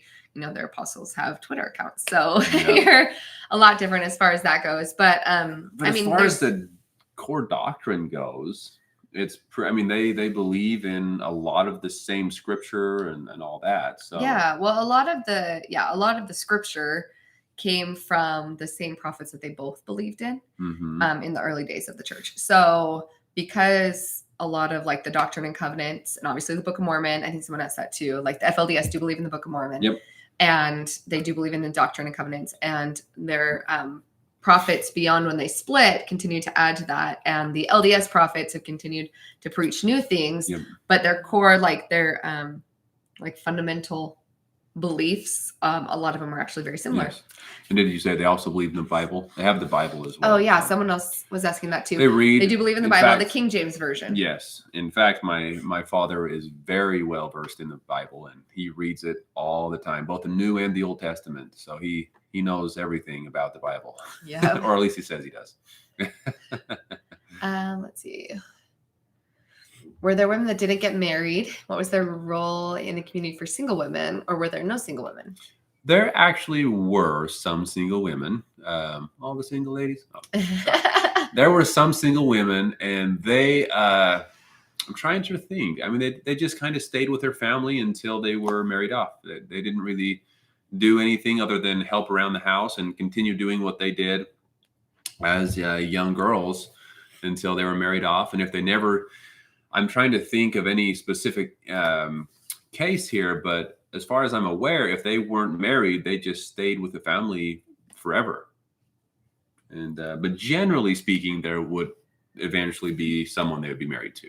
And someone asked this earlier. I might have missed this one earlier because I'm trying to keep up with the comments as we go. But as of right now, no one's allowed to get married. Warren just put a stop to all marriages. So there actually are quite a few single unmarried women. Yep. If they still believe in Warren just right now and they weren't married before, like for a long time. So there's a lot more single people and no babies. And yep, they're. I mean, it's slowly but surely it's kind of fading away. I don't know how much longer it will be a religion, honestly, the way things are going right now. Yeah. Someone said, Melissa, both of these kind of go hand in hand. How is my family with leaving the LDS church? And we're so great. Oh, thank you. And since my dad isn't active in the LDS church, did that make it easier to step away? So my parents' activity, I wouldn't say made anything easier to step away because it was something that Sam and I worked through together and decided before we told either of them. I mean, it was easier to have that conversation with him, obviously, than what it was to have that with my mom, but they both are still super loving and supportive. And it was something that because my dad wasn't active in the church and my mom was, it was something that Sam and I really wanted to kind of figure out for ourselves without any outside influence and make that decision for ourselves before we shared, because we didn't want to feel a pressure from either side to stay or to go. We wanted to feel like it was completely our own decision. Yeah. And so I think we kept it private for a very long time to make sure that there wasn't any. It was was it over a year before we talked to your parents? Yeah. It was a long time where we were having these conversations during long drives and sitting down each night, reading and praying and studying and just trying to figure everything out for ourselves the best we could. We met with some of the leaders, some church leaders as well, and had a lot of conversations just everywhere. But yeah. So, but overall, they're loving and supportive, and who we are in our actions, right? Speak volumes as to people's beliefs can be different, but your actions and who you are speak louder than anything else. And they see that. Let's see. Balance, moderation are often harder to explain. Oh, thank you. Balance, moderation, super important. Trying to scroll down and be more on the love that same page, different paragraphs. Absolutely. Has anyone left and went on to do unconventional jobs?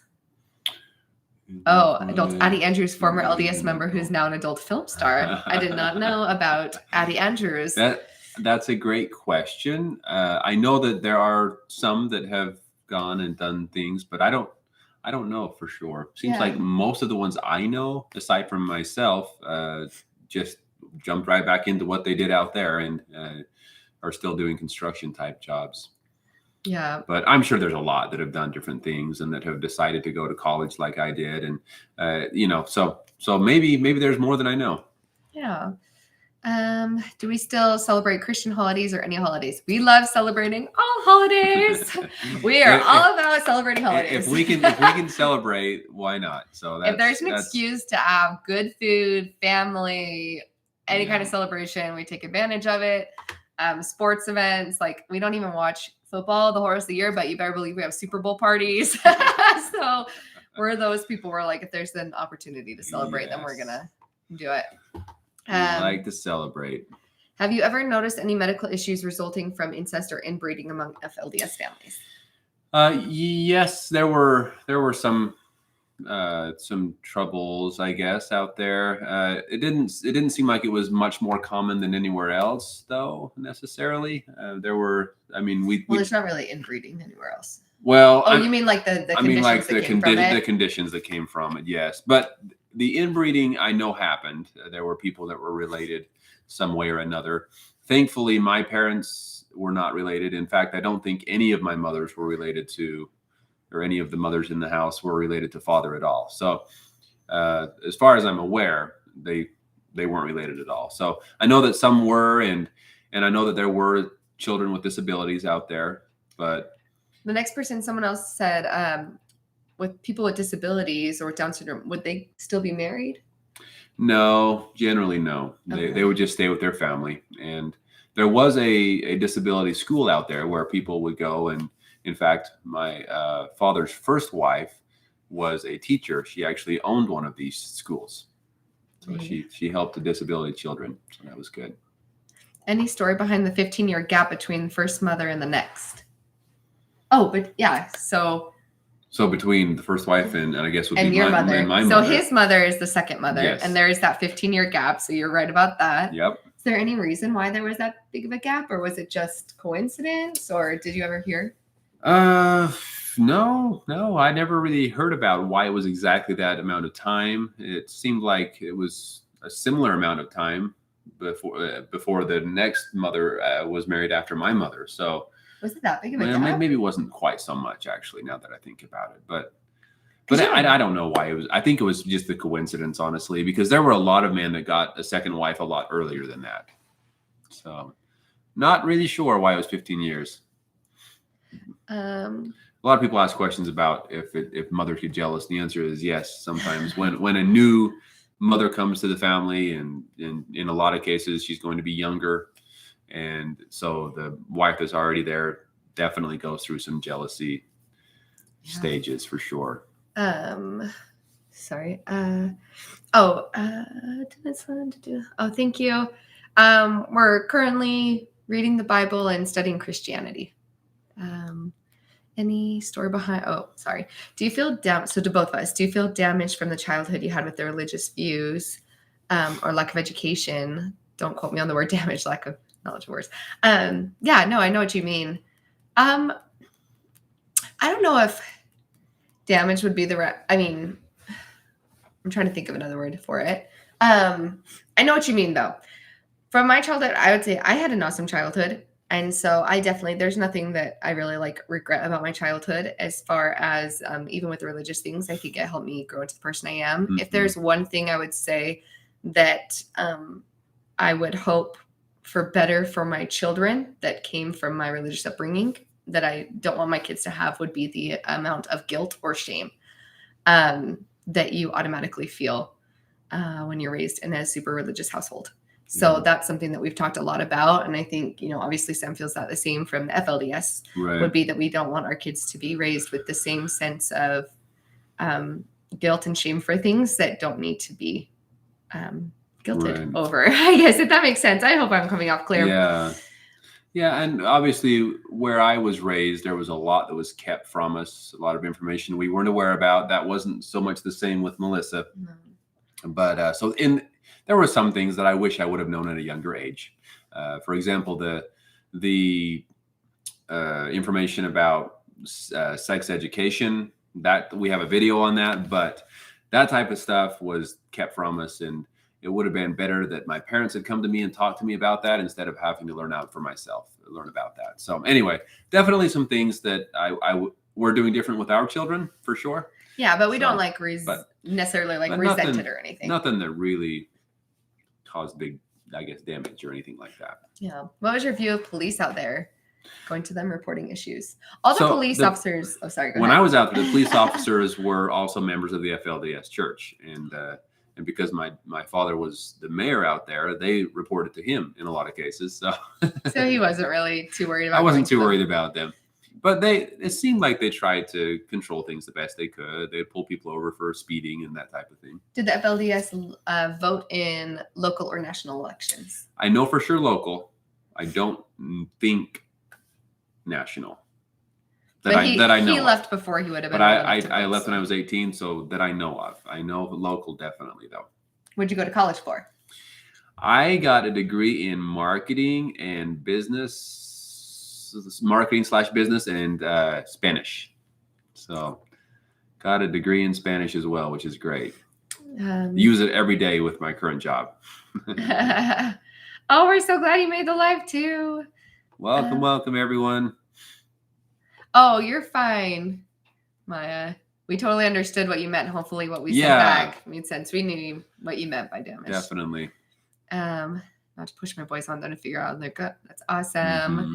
How old are our kids? Oh, thank you so much. So we have a 4-year-old little girl and a 2-year-old little boy. Perfect ages. They're so fun. If only they would stay right there. They're growing too fast. Well, I wouldn't mind if our little boy got out of the 2-year-old stage of wanting to say no to everything. That's true. He does love that word right now. And then today he was following his sister around saying why to everything she'd say, which was like annoying her, but it was super cute because he'd be like, why? And he could tell that it was bugging her. So he was just following her around. Why? Why? A little taste of her own medicine there, huh? Yeah. Were you taught about the space program and the moon landing? Was there much taught in the science field? There was some, yes. I feel like my father would try to give us as much knowledge as possible. So I don't feel like we learned about everything that you would in a normal school for sure, but we did talk about that type of thing, yeah. Yeah.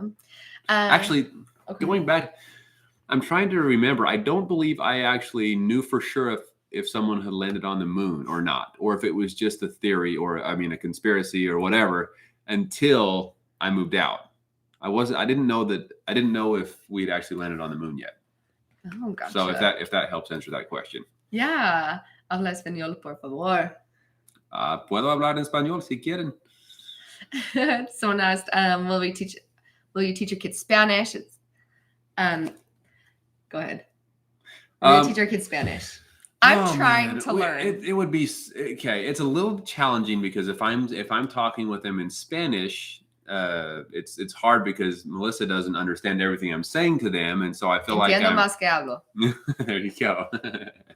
So she does understand quite a bit, but it's just it would be easier if she also spoke Spanish, then we could kind of both speak with them in Spanish. It's a little bit difficult. I do want them to learn. It's been very helpful for me in my life, and I think it would be helpful for them to learn another language. Absolutely. The good news is when they start learning Spanish in school, I can definitely tutor them and help them with it. Help them and speak more with them. So we definitely want them to learn. I still want to learn. Like I do Duolingo, the app, to be able to try to learn and stuff. And I want to learn and get more fluent too. So hopefully I'll be fluent as a family someday.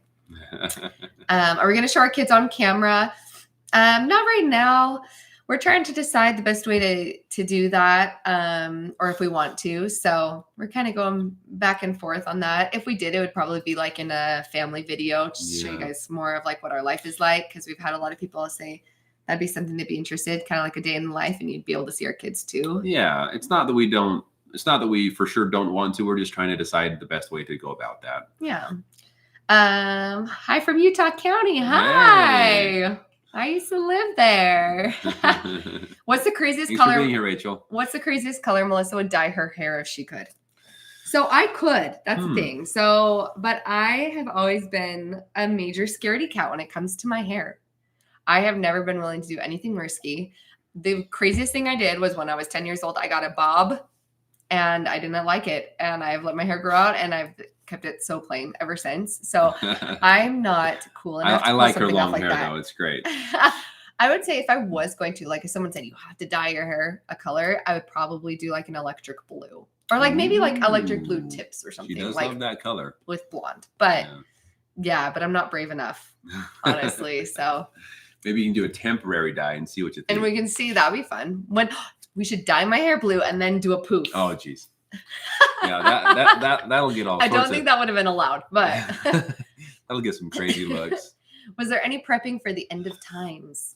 Yes, every moment, every second was prepping for the end of times. It seemed like there were always scare tactics were used all the time out there. If you don't do this, this is going to happen. If you do, the only way this is going to happen is if you prepare this way. And everything was about preparing for the end of times. And it seemed like that's one of the reasons I say I don't want my children to grow up in fear. and that's because it's just not a good way to live. Always being nervous about bad things happening to you. So. Do you and all your siblings have strong family resemblance, even your half siblings? Yes, they all. But it's crazy too, because they all, like, even as half siblings, you can tell they're related, but then you can still tell like the full blooded brothers to them. And like, it's interesting. So you can tell which mother they have a little bit, but you can definitely all tell that they're still related. They're all related. It's even funny because sometimes we'll be like, all get together, everybody that's left.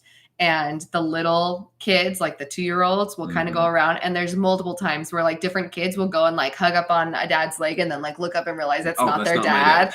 Or I think that it's like a different guy from across the room. So we're all similar size. And someone says hi from Chile. Oh, hey, hola. Buenas tardes. ¿Qué hora es allá en Chile? Bienvenido. Chile, my old stomping grounds. I had a great time in Chile. Good people there. Yeah. Oh, someone said vlog channel. Yeah, like where we could do more stuff with our family. We've talked about that because we really enjoy we enjoy doing this way more than what we thought we would when we started it. We just thought it would be a great thing to like record the way Sam grew up for our posterity to have, because the FLDS, it's not going to be around forever. They're dwindling. They're not allowed to have babies. And I was like, we really need to have a way to record this for future generations to kind of see the way that he grew up, and this has turned into something that we've loved way more and had so much love and support. So we've definitely talked about doing a vlog before, like for our family and maybe some of our traveling. If that's stuff that, I don't know if people would even watch that, then we would love that. We would love to do it. So it's just trying to make it all work out. Yeah. But thank you all for your support. I hope the key to get the kind of marriage you'll have isn't that I have to be Mormon because I'm Catholic. Excuse me for coughing. No, that is not the key to a happy marriage. Nope. Date nights, communication, and we are all the same at heart. So yeah, everyone has different ideas and beliefs and I guess purposes for their life, but in the end, it's all just about doing what makes you happy and what's best for you and your family. Yeah. Oh, someone else are going to start vlogging. If you guys want, I mean, let's see. Right now there's not, I guess we could do vacations and that, but yeah, I don't know. Maybe we'll see what everyone thinks about that. When you speak Spanish, is your accent Chilean since that's where you learned it? That I would say yes. I do sometimes throw po after the end of words because they do that in Chile. Sí, po. Claro, po. They just throw po there after the end of things. So I do that sometimes, and people around here that are generally from Mexico or sometimes Chile, but not always, they will look at me funny. But I feel like definitely sometimes people will listen to me speak in Spanish and they say, "Oh, you didn't learn in Mexico, did you?" So, but I feel like my accent's becoming more Mexican now because I communicate and talk with more people from those areas. So, does Sam's family that are out there watch the videos and comment to you guys about it? So people that are out there, they're not allowed to watch YouTube. So even if they have seen it, they wouldn't have told us, or there's no way for us to know, and they wouldn't be allowed to talk about it out there, or else they'd get in trouble. Unless they're in here under some code name. And yeah, if you're out here, feel free to come. Yeah. But don't dye your hair. Oh, thanks. Do we have tattoos? We don't have tattoos. Nope. No tattoos. When Sam moved to Latin America, did growing up in the FLDS provide a second culture shock in addition to being American? No. Or did you learn about other cultures? I'm going to let you answer this. I need to go grab some water. For those of you who hopped on recently, I've been sick all week. And we both sound a little funny. Yeah, that's why I sound a little bit funny. So I'm going to grab water while you answer that. So the question is, did I have two? Yes. Going to South America, going to Chile was a complete culture shock all over again for me because it was, I learned, I don't know. It was such a good experience for me though, because you just learned that there are such great people all over the world. And it was good for me to live with these people and kind of understand them a little bit more. And learning a new language, of course, as you can imagine, was, well, for me, actually, I hadn't gone to school that much and done that much with learning any type of languages. So learning a new language was very, very difficult at first. I mean, just had the most difficult time. When I showed up to Chile, and I didn't even know how to say, "Where's the bathroom? ¿Dónde está el baño?"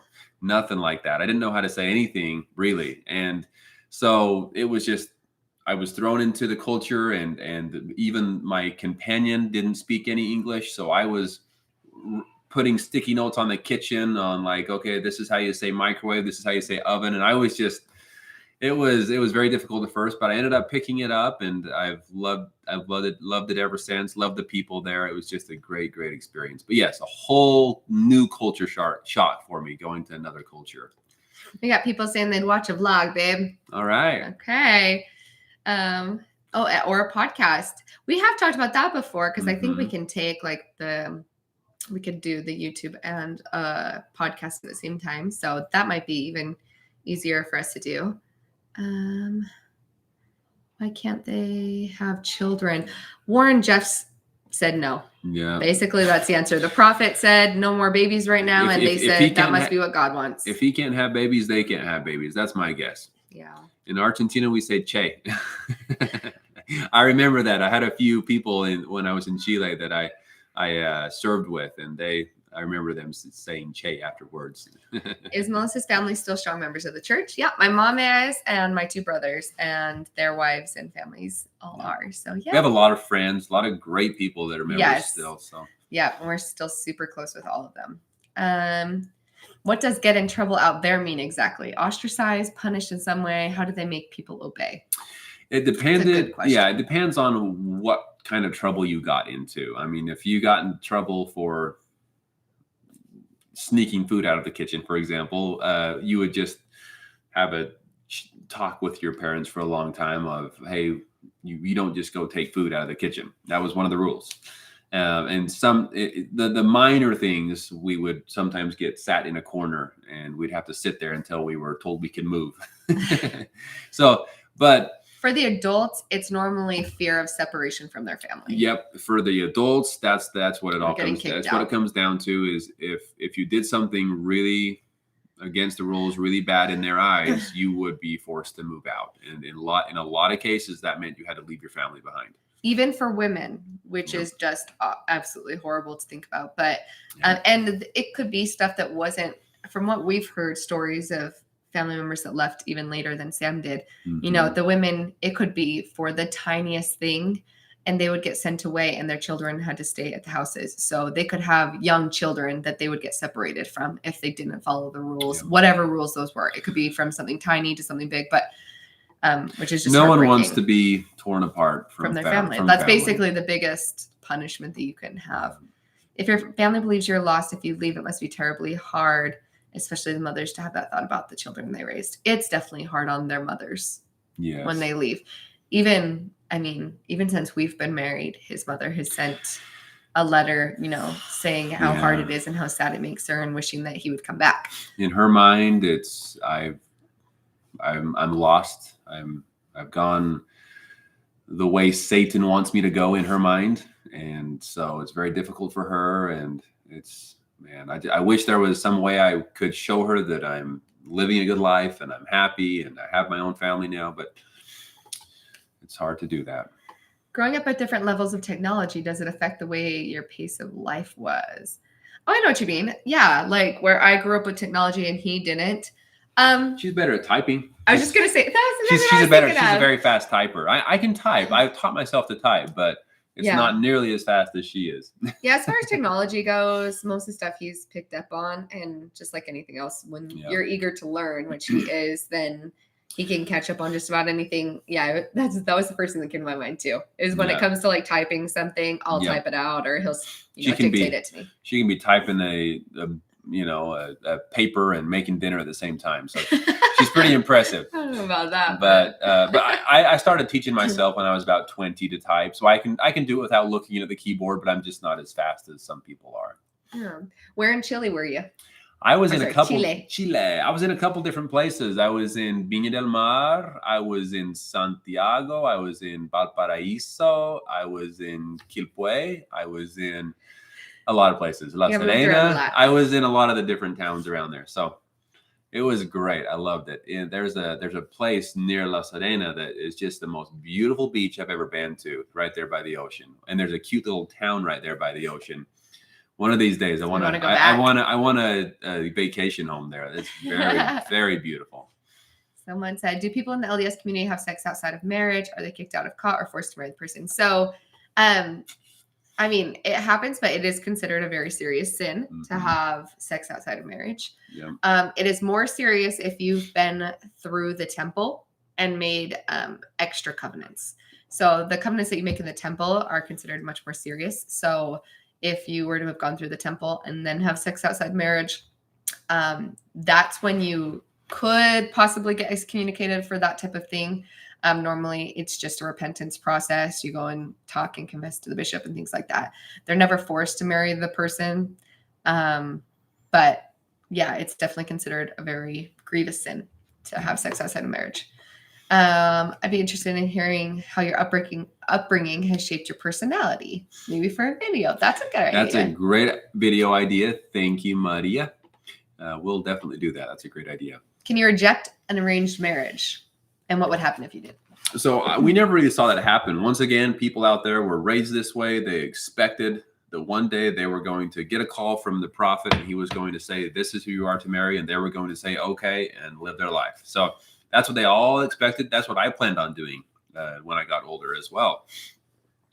Of course, as a young boy, I always hoped that it was going to be a cute girl. You know, I always they just hope for the best. Always had that fear. I was like, man, I really hope I get a cute. And we'd sit in church sometimes and look in the congregation and think, man, I hope it's like maybe her or her. But it's a whole new thing. You can't go out there and start dating and get to know these people. You just have to guess. I wonder who I'm going to marry. Yeah. So very interesting. But sorry, what was the question? I just went off on. No, if you can reject an arranged marriage, what happens if you reject it? So I did see at one point a couple got married and they didn't get along well, and so they actually, as far as I'm aware, they were able to separate and move on, and the leader out there actually allowed it to happen. So I don't know of many cases, so I don't know what would happen. In most cases, everyone would just agree to it. Yeah, they're kind of raised to keep sweet, so you disturb. That was a saying out there. One of Rulon Jeff's big sayings, Warren's father, he would say, keep sweet no matter what. Meaning you just do what you're told. You just do what you're told and obey and be happy about it. Yeah. Since your mom still believes wholeheartedly in the FLDS, how do you think she'd handle if the religion broke apart completely? Well, they already believe that they quote a scripture. I forget where it's at. I don't know if it's in the Bible or their Book of Mormon. I'm not sure, but they quote a scripture that says the day will come when you will have to stand on your own 2 feet. And so they already say that at this point, everything's kind of being broken up. It's already physically broken up, right? But now we have to prove that we're going to continue to live these teachings and be faithful to these teachings for the rest of our life, even though we have to do it ourselves now. Yeah. Do you know how many wives Warren still has and kids that have stuck true to the faith? Do all Jeff's wives live together? An estimate, do you know? So I as far as I'm aware, a lot of them have moved out or have been assigned to be taken care of in other families. But I do not know the answer exactly. If there's still a lot of them that are waiting for him to get out of prison, I don't know for sure. Yeah. I don't know for sure. What was the biggest help for you when you got out? Friends and family that took me in and just helped me get on my feet. And I would say that, and also the brother that I left with, he was a huge support and help. The fact that we had each other, I think, was probably more helpful for me than it was for him. But it was really nice having a brother to do everything with as well. Yeah. So were there any food you remember trying for the first time after you left? What was it like adjusting to Chilean cuisine? Are there any dishes that the mothers made that you miss? His mother's strawberry cheesecake that he made on his birthday. I miss that a lot. I've tried to make one, but no one can never do things like their mother does, right? No. So I miss her stir fry. She made a really good stir fry. So that I miss. What about Chilean cuisine? Chilean, oh man, I miss so much of the Chilean food. You get used to a certain kind of food, and And man, I really fell in love with a lot of the food there. I love the empanadas. I love the completos. I love the pastel de choclo. Um, Man, so many things. The ensaladas. There's just so many different things. I liked it all. There wasn't very many things. The only thing I didn't like out from Chile was the they called it guatita. That wasn't really my favorite, but everything else was great. Let's see. Your father had a wife for 15 years before getting a second wife. I've been married 5 years. 15 is a long time. I can't imagine the first wife adapting to that change. When new wives would come, we've heard stories from like everybody that it's I know when hard. I know when the third mother came. So my mother had been in the family for several years at this point, and then the third wife came into the family. I know that it was very difficult for my mother, and she actually got to the point where she almost wanted to just leave and just be done with it because it was so hard on her to have to share a new mother in the family, even though she was the second wife. So anyway. Okay, but now you have to tell the story of, so one mother, a lot of you talked about the fourth mother, Mother Mildred, right? But when she was coming to be introduced to the family, have we even talked about this story? I don't know. So, someone requested that we do a video dedicated for Mother Mildred. Yes. So I think that's what we should do instead of giving away all the stories right now, because I have some good stories about her. But talking about the other mothers coming, like a new wife coming into the family, tell the story of what did you think as a little boy when there was going to be another mother added? So I would have been probably 8 years old at this point, 7, 8 years old. And we hear father's getting another wife. And so all of us are super excited. We're so excited to get this new mother. We expected it to be some cute young girl that was going to let us get away with whatever we wanted to do. And we were so excited. And so we're waiting anxiously, looking out the window for father to pull in because he went out and he was getting married and picking her up. And then he pulled into the driveway and we couldn't see anyone in the car. We're like, wait, did he not bring her home?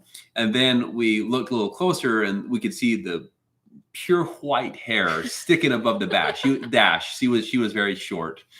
And so we saw her white hair and we were like, oh, she's old.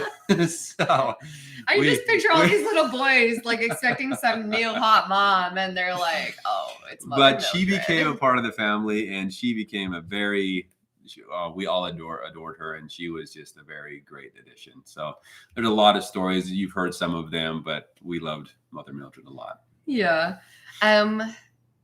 Warren Jeffs is in prison. I believe he's serving 2 life sentences. Yeah. So he will not be getting out. Was art such as photography, painting, ceramics, dancing, or sewing encouraged?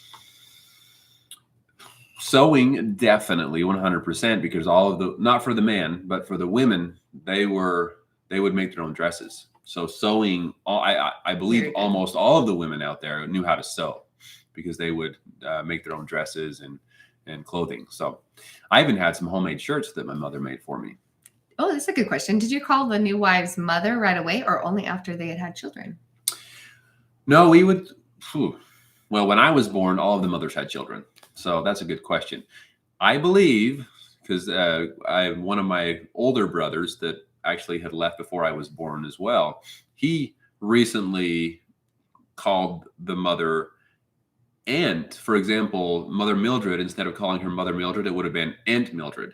So I believe that in the past, they would call them aunt and then the name for whatever reason.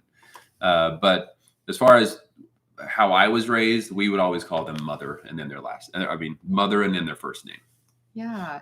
Please do do a video about Mother Mildred. We will. It's a good Did you kids ever feel jealous with a new mom and kids coming in? Well, the kids were born into the family. Like there were never with mothers already there generally. Yeah. So did you ever get jealous of other kids?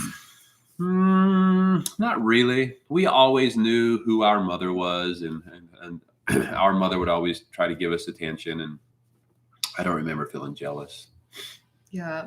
Are fathers emotionally supportive to each wife? Do they pick favorites, ignore others? Do they love their wives or just appreciate them for their duty? I believe that some fathers out there didn't treat their wives fairly, but as far as our household and as far as what I saw and experienced, they were treated fairly and very, very similarly, as far as I could tell. It seemed like father loved all of the mothers and he would give them all attention. And I didn't really see them being affectionate. The most I ever saw was a quick peck, quick kiss goodbye or something when it was leaving for work. But it seemed like he appreciated and showed respect and loved all of them.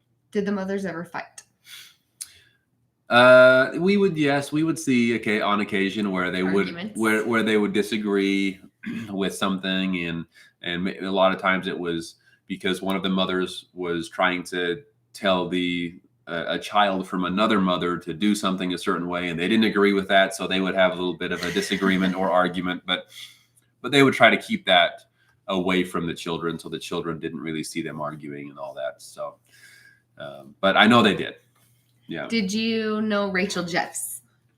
I know of her. I did not know her when I was out there. Okay. No, I've only heard stories and seen what there is on the internet about her. Someone said, what holidays did you celebrate and did you have Christmas? So when I was really young, 4th of July was really the only holiday that we would celebrate. Christmas was no. They believed that it was a made up worldly holiday that they said it wasn't when Christ was born.